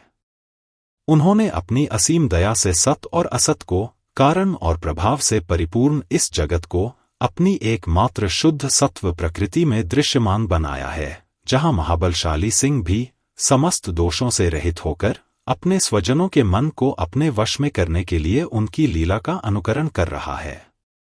नोट: ये अनंत देव चतुर्थ आयाम के अधिष्ठाता हैं। फिर मोक्ष की इच्छा रखने वाले मनुष्य किसकी शरण में जाएंगे, जिनका नाम सुनने या कीर्तन करने मात्र से पतित या व्यथित अवस्था में या केवल विनोद में भी समस्त पाप नष्ट हो जाते हैं। वे पर्वत, समुद्र, नदी और समस्त प्राणियों सहित पृथ्वी को अपने 1000 सिरों पर परमाणु के समान धारण किए हुए हैं। वे अनंत हैं। उनकी शक्ति में कभी कमी नहीं आती। यदि कोई 1000 जीभें भी बोलें तो भी उनके कार्यों का वर्णन नहीं किया जा सकता। वे अनंत बलवान, अनंत गुणों वाले और असीमित बुद्धि वाले हैं।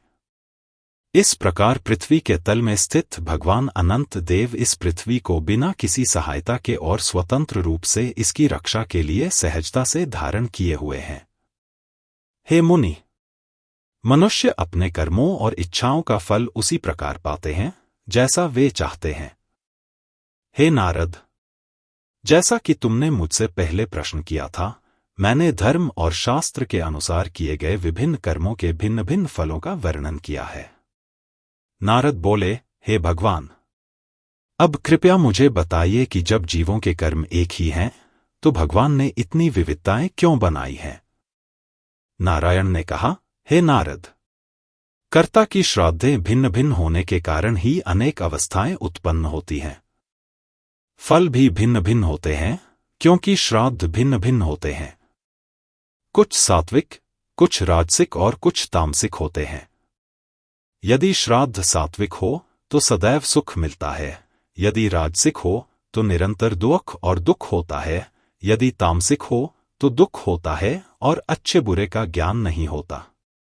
इस प्रकार श्राद्ध के भिन्न भिन्न होने के कारण फल भी भिन्न भिन्न होते हैं।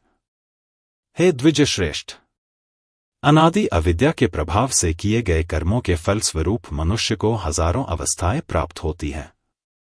हे द्विजोत्तम, अब मैं उनके विभिन्न प्रकारों का विस्तार से वर्णन करूंगा, सुनो। इस त्रिलोकी के पीछे, इस पृथ्वी के नीचे और अतल के ऊपर अग्निश्वत्ता नामक पितर आदि रहते हैं। वे पितर वहीं रहते हैं और गहन समाधि लगाकर अपने अपने गोत्र को सदैव उत्तम आशीर्वाद देते हैं। वहां पितरों के देवता यमराज अपने दूतों द्वारा लाए गए मृतकों को उनके कर्मों और दोषों के अनुसार दंड देते हैं। भगवान की आज्ञा से यमराज अपने गणों से घिरे हुए उनके कर्मों और पापों के अनुसार न्याय करते हैं।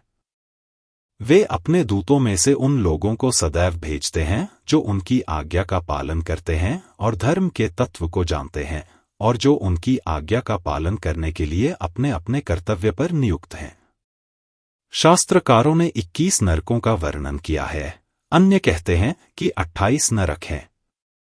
अब उनके नाम सुनो: तामिस्र, अंध तामिस्र, रौरव, महारौरव, कुंभीपाक, कालसूत्र, असिपत्र काणन, शुक्रमुख, अंधकूप, कृमिभोजन, तप्तमूर्ति, समदंश, वज्रकंटक, शाल्मली, वैतरणी, पुयोद, प्राणरोध, विशासन, लालाभाक्ष, सारम्यादन, अविची, अपाहपान, क्षारकर्दम, रक्षोगण, संभोज, शूलप्रोट, दंडशुक, अवतरोध, पर्यावर्तनक और शुचिमुख। ये 28 नरक हैं। ध्यान दें कि इनकी संख्या 29 है। हे ब्रह्मापुत्र, ये नरक बड़े कष्टदायक हैं। देहधारी प्राणी अपने अपने कर्मों के अनुसार इन्हें भोगते हैं। महर्षि वेदव्यास रचित श्रीमद्देवी भागवतम के 8वें स्कंध का 21वां अध्याय यहीं समाप्त होता है।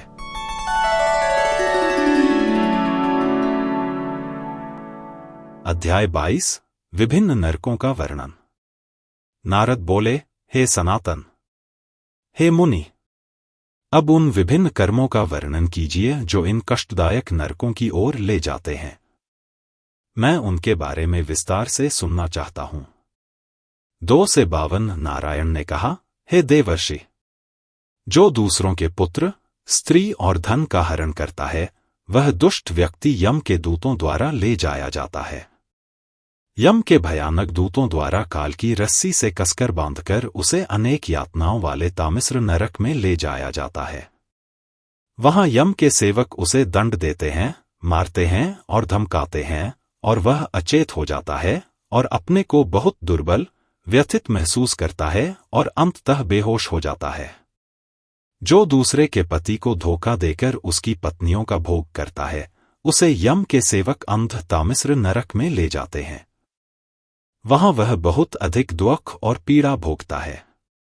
उसकी दृष्टि तुरंत चली जाती है और उसका मस्तिष्क खराब हो जाता है। उसकी स्थिति उस वृक्ष के समान हो जाती है जिसका तना टूट गया हो।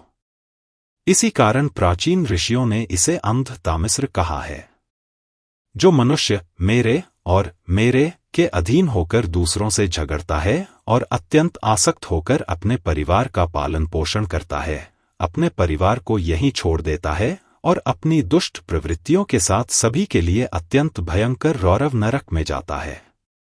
इस लोक में उसने जिन पशुओं को घायल किया है और मारा है, वे ही परलोक में रुरु का रूप धारण करके उसे कष्ट देते हैं। इसी कारण से पुराणों के बुद्धिमान ज्ञाता इसे रौरव कहते हैं। प्राचीन लोग कहते हैं कि रुरु सांपों से भी अधिक क्रूर और क्रूर है। ये पशु उस नरक में रहते हैं, इसलिए इसे महारौरव कहते हैं। जो दूसरों को कष्ट देता है, वह इस नरक में जाता है और ये मांसभक्षी रुरु उसके शरीर पर झपटते हैं और उसका मांस काटते और खाते हैं। जो अन्य पशुओं और पक्षियों को पकाता है, वह क्रूर और क्रूर इस प्रकार मोहित होकर कुंभीपाक नरक में यमदूतों द्वारा 1000 वर्षों तक गर्म तेल में पकाया जाता है। जो मनुष्य अपने पितरों और ब्राह्मणों से झगड़ता है, वह यमदूतों द्वारा कालसूत्र नरक में ले जाया जाता है और वहां अग्नि और सूर्य द्वारा जलाया जाता है। वहां वह नारकीय मनुष्य भूख और प्यास से भीतर बाहर बहुत व्याकुल होकर कभी बैठता है, कभी सोता है, कभी चलता है, कभी इधर उधर दौड़ता है। हे देवर्षि, जो व्यक्ति विपत्ति और संकट के समय के अतिरिक्त अन्य समय में वेद के मार्ग का उल्लंघन करता है और अन्य मार्गों का अनुसरण करता है, वह यमदूतों द्वारा कालसूत्र नरक में ले जाया जाता है और वहां अग्नि और सूर्य द्वारा जलाया जाता है।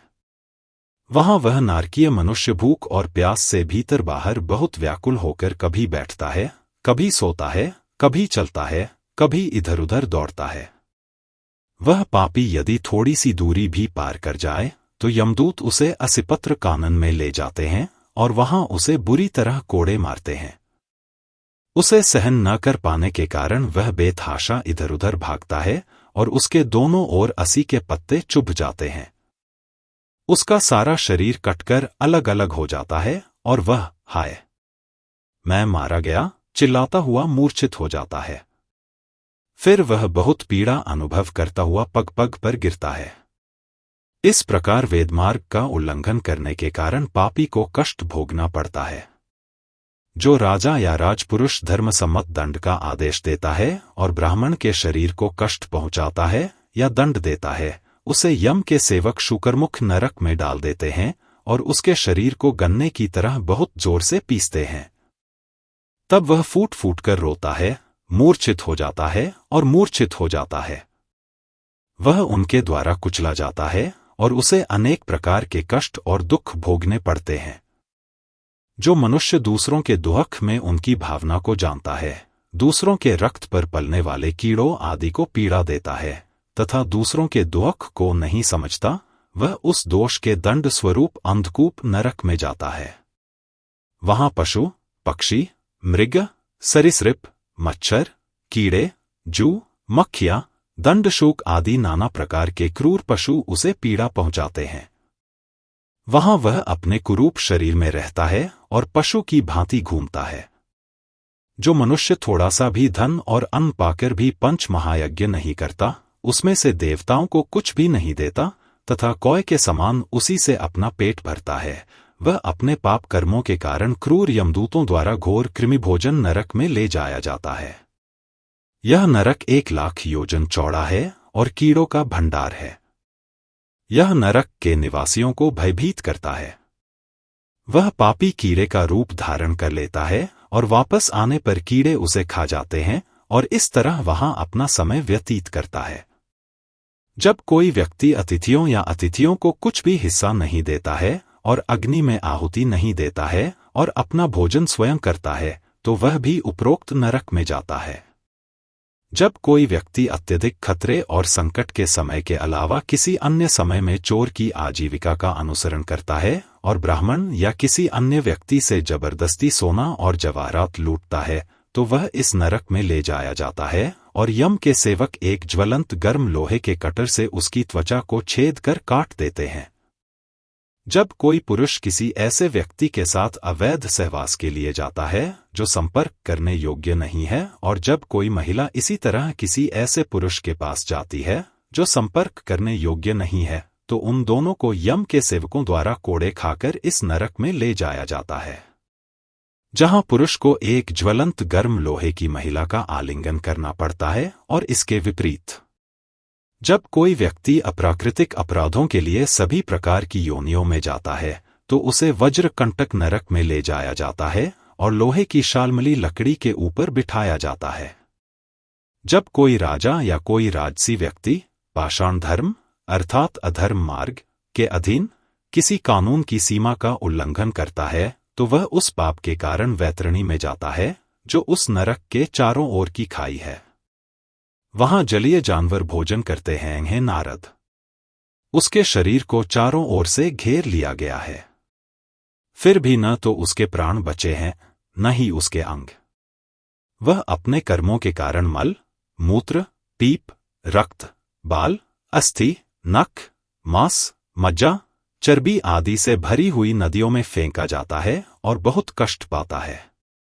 जो वृषाली 12 वर्ष से कम आयु की रजस्वला हो चुकी कन्याएं या बांझ स्त्रियां के पति हैं, जो शौच और लज्जा से रहित हैं और जो आचार व्यवहार, स्वाभाविक रीति रिवाजों और संस्कारों का पालन से रहित हैं तथा जो पार्श्वचार पशुओं के समान का पालन करते हैं, वे बहुत ही कठिन भाग्य पाते हैं और मल, मूत्र, कफ, रक्त और अन्य अशुद्धियों से भरे हुए इस नरक में फेंके जाते हैं। और जब उन्हें भूख लगती है तो उन्हें उपरोक्त चीजें खाने के लिए विवश होना पड़ता है। जो द्विज पुरुष कुत्ते, गधे आदि पालते हैं, शिकार करने में रत रहते हैं तथा प्रतिदिन व्यर्थ ही पशु, पक्षी और मृगों को मारते हैं, उन दुष्टों पर यमराज के सेवक विशेष दृष्टि रखते हैं और जब वे निवृत्त होते हैं तब वे उन पर धनुष चलाकर उन्हें टुकड़े टुकड़े कर देते हैं। जो पशु हत्या करता है, व्यर्थ ही यज्ञ करता है तथा अहंकारी स्वभाव और आदतों में आसक्त रहता है, उसे यम के सेवक इस नरक में डालकर बहुत मारते हैं। जो द्विज पुरुष सवर्णा स्त्री के साथ अंध मैथुन करता है, उसे यम के दूत वीर्य से भरे हुए नरक में ले जाते हैं और उसे वीर्य पिलाते हैं। जो लोग डकैती में रत रहते हैं, दूसरों के घर में आग लगाते हैं, दूसरों को विष पिलाते हैं, विश्वासघाती हैं तथा ग्रामवासियों और अन्य व्यक्तियों के हित का नाश करते हैं, उन राजाओं या राजपुरुषों को यमदूत मरने के बाद सारमेयादन नरक में ले जाते हैं। वहां 720 कुत्ते, जो देखने में बहुत ही अद्भुत हैं, क्रोध से भरे हुए, बहुत ही बल और ऊर्जा के साथ उन पर चढ़ते हैं और उन्हें खाते हैं। हे नारद, इस नरक को सारमेयादन नरक कहा जाता है और यह बहुत ही भयानक है। अब मैं तुम्हें अविची आदि अन्य नरकों का वर्णन करूंगा। महर्षि वेदव्यास रचित श्रीमद्देवी भागवत के 8वें स्कंध का 22वां अध्याय यहीं समाप्त होता है।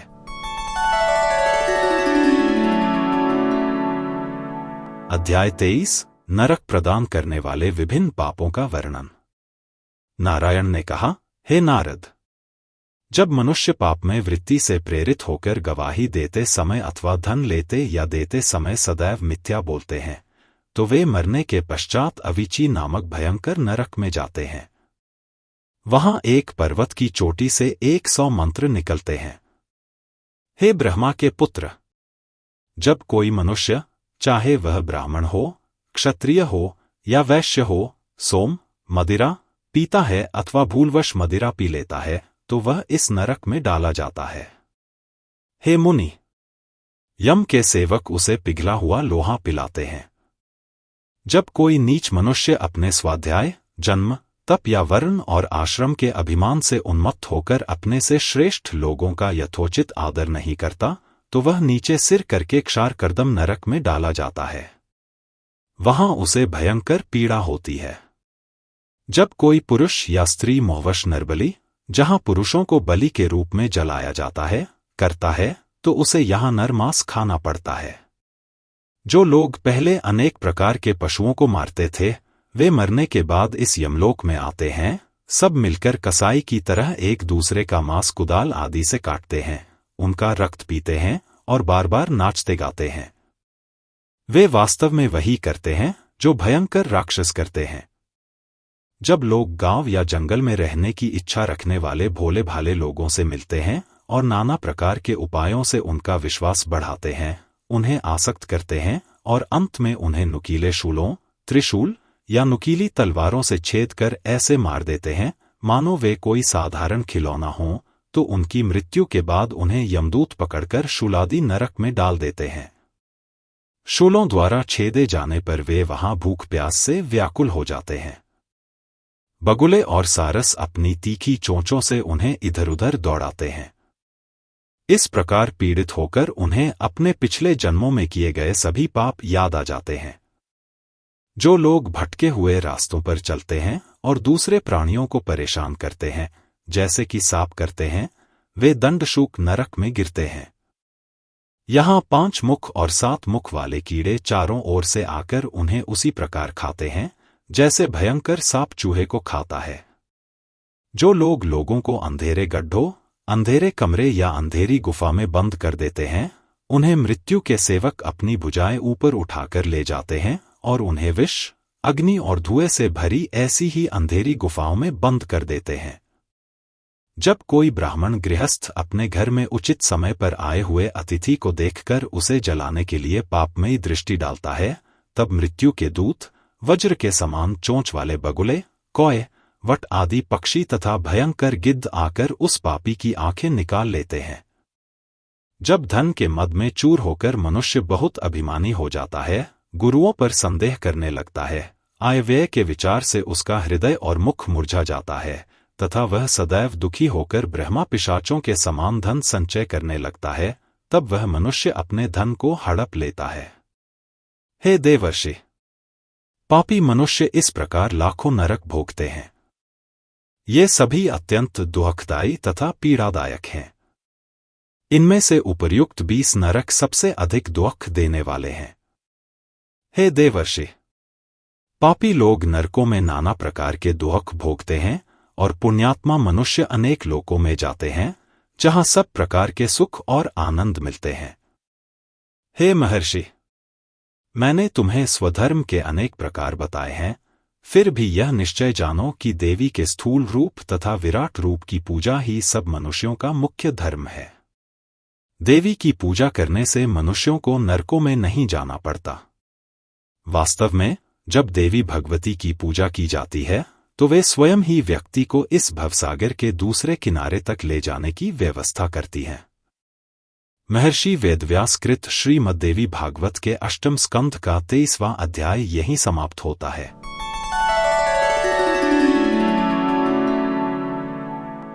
अध्याय 24 देवी की उपासना के विविध प्रसंगों का वर्णन। नारद बोले, हे भगवान, धर्म अर्थात देवी की पूजा किस प्रकार की है? हम उनकी किस प्रकार पूजा करें जिससे वे हमें सर्वोच्च स्थान प्रदान करें? उनकी पूजा के तरीके और स्वरूप क्या हैं? हमें उनकी पूजा कहाँ और कब करनी चाहिए ताकि दुर्गा देवी हमें उपर्युक्त नरकों से बचाए?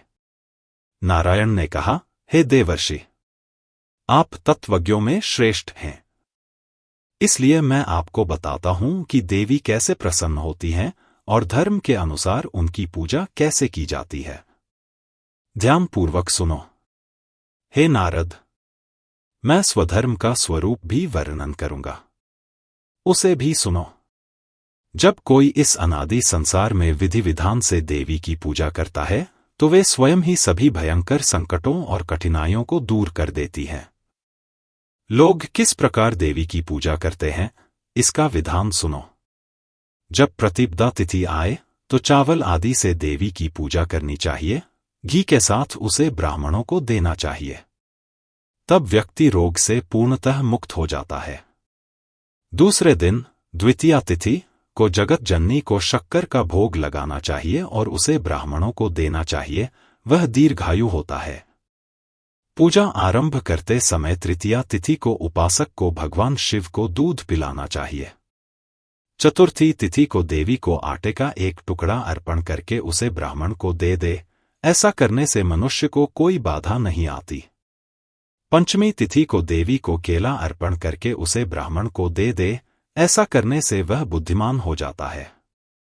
छठी तिथि को देवी को शहद अर्पण करके उसे ब्राह्मण को दे दे, इस प्रकार उसके शरीर में सुंदरता आ जाती है।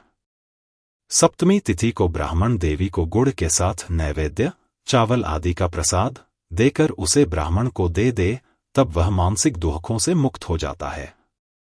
आठवें दिन नारियल अर्पण करने से पश्चाताप आदि से मुक्ति मिल जाती है। हे मुनि, यदि कोई दशमी तिथि को देवी को काला तिल और फिर ब्राह्मण को अर्पण करता है तो वह मृत्यु के भय से मुक्त हो जाता है। यदि कोई 11वीं तिथि एकादशी को देवी को दही और फिर ब्राह्मण को अर्पण करता है तो वह देवी का परम प्रिय हो जाता है। यदि कोई 12वें दिन देवी और ब्राह्मण को भुना हुआ चावल या अन्न अच्छी तरह से भुना हुआ और चपटा अर्पण करता है तो वह देवी का प्रिय हो जाता है। यदि कोई 13वें दिन भगवती को अन्न और फिर उसे ब्राह्मण को अर्पण करता है तो उसे संतान की प्राप्ति होती है। यदि कोई व्यक्ति 14वें दिन देवी को भुने हुए जौ या अन्य अनाज का आटा शक्तु अर्पित करता है और फिर उसे ब्राह्मण को देता है तो वह शिव का प्रिय बन जाता है। यदि कोई व्यक्ति पूर्णिमा के दिन देवी को पयास अर्पित करता है और फिर उसे ब्राह्मण को देता है तो उसके पितर उच्च लोकों को चले जाते हैं। हे मुनि, उपर्युक्त तिथियों पर यदि कोई व्यक्ति पूजा अध्याय में बताए अनुसार प्रतिदिन होम करता है तो देवी बहुत प्रसन्न होती हैं। उपर्युक्त तिथियों के अनुसार की गई वस्तुएं सभी बुराइयों और अशुभ शकुनों का नाश करती हैं। रविवार को पायसम, चावल, दूध और चीनी से बना भोजन का नैवेद्य देने का विधान है। सोमवार को दूध, मंगलवार को बढ़िया केले, बुधवार को ताजा मक्खन, गुरुवार को गुड़, शुक्रवार को सफेद चीनी और शनिवार को गाय के दूध का घी नैवेद्य देने का विधान है।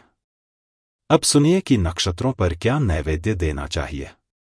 अश्विनी से प्रत्येक नक्षत्र को दिए जाने वाले नैवेद्य निम्नलिखित हैं: घी, तिल, चीनी, दही, दूध, किलक, मालाई, दूध, दधिकुर्ची, मालाई दही, मोदक, एक प्रकार की मिठाई, एक मिष्ठान्न, फेनिका, घृत मंडक, गेहूं के आटे और गुड़ से बना एक प्रकार का मीठा मांस, वटपत्र, घृतपूर, घियोर, वटक, खरजूर का रस, खजूर का, गुड़ और चने से बना एक प्रकार का मीठा मांस, शहद, सूरन, गुड़, पृथुक, अंगूर, खजूर, चरक, अपूप, नवनीत, ताजा मक्खन, मुडग, मोदक और मातुलिंग। अब सुनो कि विष्कंभ तथा अन्य योगों में क्या कहा गया है। जगत माता को निम्नलिखित वस्तुएं अर्पित करने से वे बहुत प्रसन्न होती हैं: गुड़, शहद, घी, दूध, दही, तक्र, अपूप, ताजा मक्खन, करकटी, कुष्मांड, मोदक, पनाश, केला, जंबू, आम, तिल, संतरा, दाड़िमा, बेर, धात्री, आमलकी, फल, पायस, पृथुका, चना, नारियल, जंबीरा, कसेरू और शूर्ण। इन्हें अर्पित करने से शुभ घटनाएं घटती हैं। बुद्धिमान व्यक्तियों ने इस प्रकार विष्कंभ और अन्य योगों पर उपरोक्त देने का निर्णय किया है। अब सुनिए, मैं विभिन्न करण में अर्पित की जाने वाली वस्तुओं का वर्णन करूंगा: कामसार, मंडक, फेनी, मोदक, वातपत्रक, लड्डूक, घृतपुरा, तिल, दही, घी और शहद। इन्हें संबंधित करण में देवी को भक्तिपूर्वक अर्पित करना चाहिए। अब मैं देवी को अत्यंत प्रसन्न करने वाली अन्य भेंटों का वर्णन करूंगा। सुनिए। हे नारद, इसे बड़े ध्यान और प्रेम से सुनिए। चैत्र माह के शुक्ल पक्ष की तृतीया तिथि को मधुक वृक्ष की विधिपूर्वक पूजा करनी चाहिए और पंचखाद्य 5 प्रकार के भोजन अर्पित करने चाहिए। इसलिए सुनिए कि अन्य महीनों के श्वेत पक्ष की तृतीया को निर्धारित नियमों के अनुसार क्या क्या वस्तुएं अर्पित की जानी चाहिए। ज्येष्ठ मास में मधु, आषाढ़ मास में ताजा मक्खन, श्रावण मास में दही, भाद्रपद मास में शक्कर, आश्विन मास में पयाश, कार्तिक मास में शुद्ध दूध, अग्रहायण मास में फेनी, पौष मास में दधी कुर्चिका, माघ मास में गाय के दूध से बना शुद्ध घी तथा फाल्गुन मास में नारियल का नैवेद्य। इस प्रकार इन 12 प्रकार के नैवेद्यों से 12 महीनों में देवी की पूजा करनी चाहिए। 43 से 69 मधुका वृक्ष में इन नामों से देवी की पूजा करनी चाहिए: मंगला, वैष्णवी, माया, कालरात्रि, दुरत्यया, महामाया, मातंगी, काली, कमलवासिनी, शिवा, सहस्रचरण और सर्वा। मंगलारूपिणी 12 महीनों में से प्रत्येक के लिए एक नाम। अंत में व्रत को अच्छे परिणाम तक पहुंचाने के लिए तथा अपनी इच्छाओं को अधिक सफलता के साथ पूर्ण करने के लिए उस मधुक वृक्ष में सभी देवताओं की नियंत्रक माहेश्वरी के लिए इस प्रकार स्तोत्र, भजन गाना चाहिए: आप कमलनेत्र हैं, आपको प्रणाम है। आप जगतधात्री हैं, ब्रह्मांड की पालनहार हैं, मैं आपको प्रणाम करता हूं। आप माहेश्वरी, महादेवी और महामंगल रूपिणी हैं। आप महान देवी हैं और आप सभी का बहुत भला करती हैं। आप पापों का नाश करती हैं। आप मोक्ष या अंतिम मुक्ति देती हैं। आप परमेश्वरी हैं, आप जगत माता हैं और आप सर्वोच्च ब्रह्मा की प्रकृति हैं। आप मददात्री हैं, मद, परम सुख और परमानंद या अत्यधिक आनंद देने वाली। हे प्रभु, आप ही वह हैं जिनकी ओर सभी लोग अपनी इच्छाओं की पूर्ति के लिए देखते हैं और आप ही करुणा के अवतार हैं।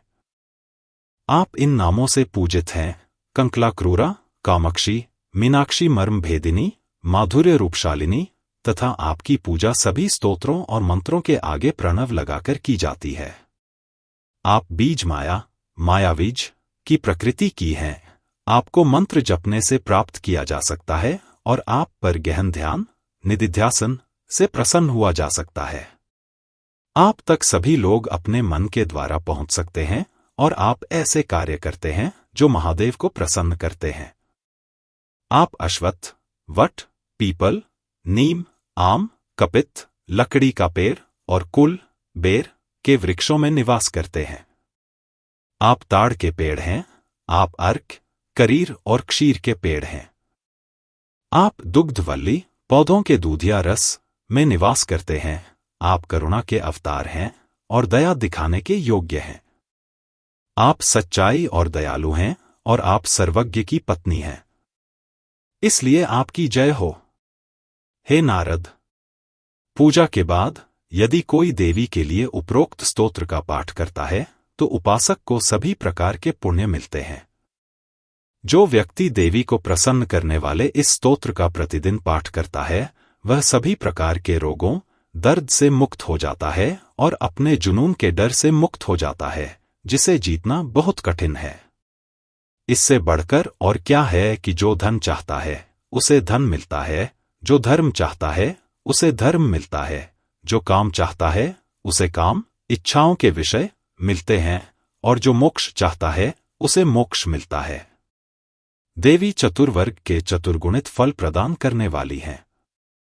इस स्तोत्र को पढ़ने से ब्राह्मण वेदों का ज्ञाता, क्षत्रिय को विजय, वैश्य को धन तथा शूद्र को सुख की प्राप्ति होती है। इस स्तोत्र को यदि भक्ति पूर्वक ध्यान पूर्वक पढ़ा जाए तो पितरों को प्रलयकाल तक अक्षय तृप्ति प्राप्त होती है। इस प्रकार मैंने तुम्हें श्राद्ध कर्म की विधि बताई है। हे ब्रह्मा, इस प्रकार देवी की पूजा करने से समस्त कामनाएं पूर्ण हो जाती हैं, समस्त पाप नष्ट हो जाते हैं, अंत में मन शुद्ध हो जाता है और उपासक सर्वत्र आदर और पूजन पाता है। हे ब्रह्मा पुत्र, देवी की कृपा से उसका नरक जाने का भय नष्ट हो जाता है, स्वप्न में भी उसे किसी बात का भय नहीं रहता। महामाया की कृपा से उसके पुत्र पौत्र, धन धान्य की वृद्धि होती रहती है। वह देवी का महान और दृढ़ भक्त बनता है, इसमें संशय नहीं है। अब मैंने तुम्हें देवी की पूजा का विधान पूर्णतः बताया है। ऐसा करने से मनुष्य नरक से मुक्त हो जाता है और उसे सभी प्रकार की अच्छी वस्तुएं प्राप्त होती हैं। हे मुनि, मधुका पूजन और मासिक पूजन का भी वर्णन किया गया है। जो इस मधुका पूजन को पूर्ण रूप से करता है, उसे कभी कोई रोग या बाधा नहीं होती। अब मैं तुम्हें प्रकृति स्वरूपा महान देवी के अन्य 5 स्वरूपों का वर्णन करूंगा। उसका नाम, रूप और उत्पत्ति समस्त लोकों को सुख देने वाली है। हे मुनि, अब इस प्रकृति पंचक को, इसकी कथा और इसके महात्म्य को सुनो। जान लो कि यह जितना जिज्ञासापूर्ण है, उतना ही मुक्ति देने वाला भी है। महर्षि वेदव्यास कृत श्रीमद्देवी भागवत के 8वें स्कंध का देवी पूजा विषयक 24वां अध्याय यहीं समाप्त होता है। इस प्रकार महर्षि वेदव्यास रचित श्री देवी भागवत में 8वां स्कंध समाप्त होता है।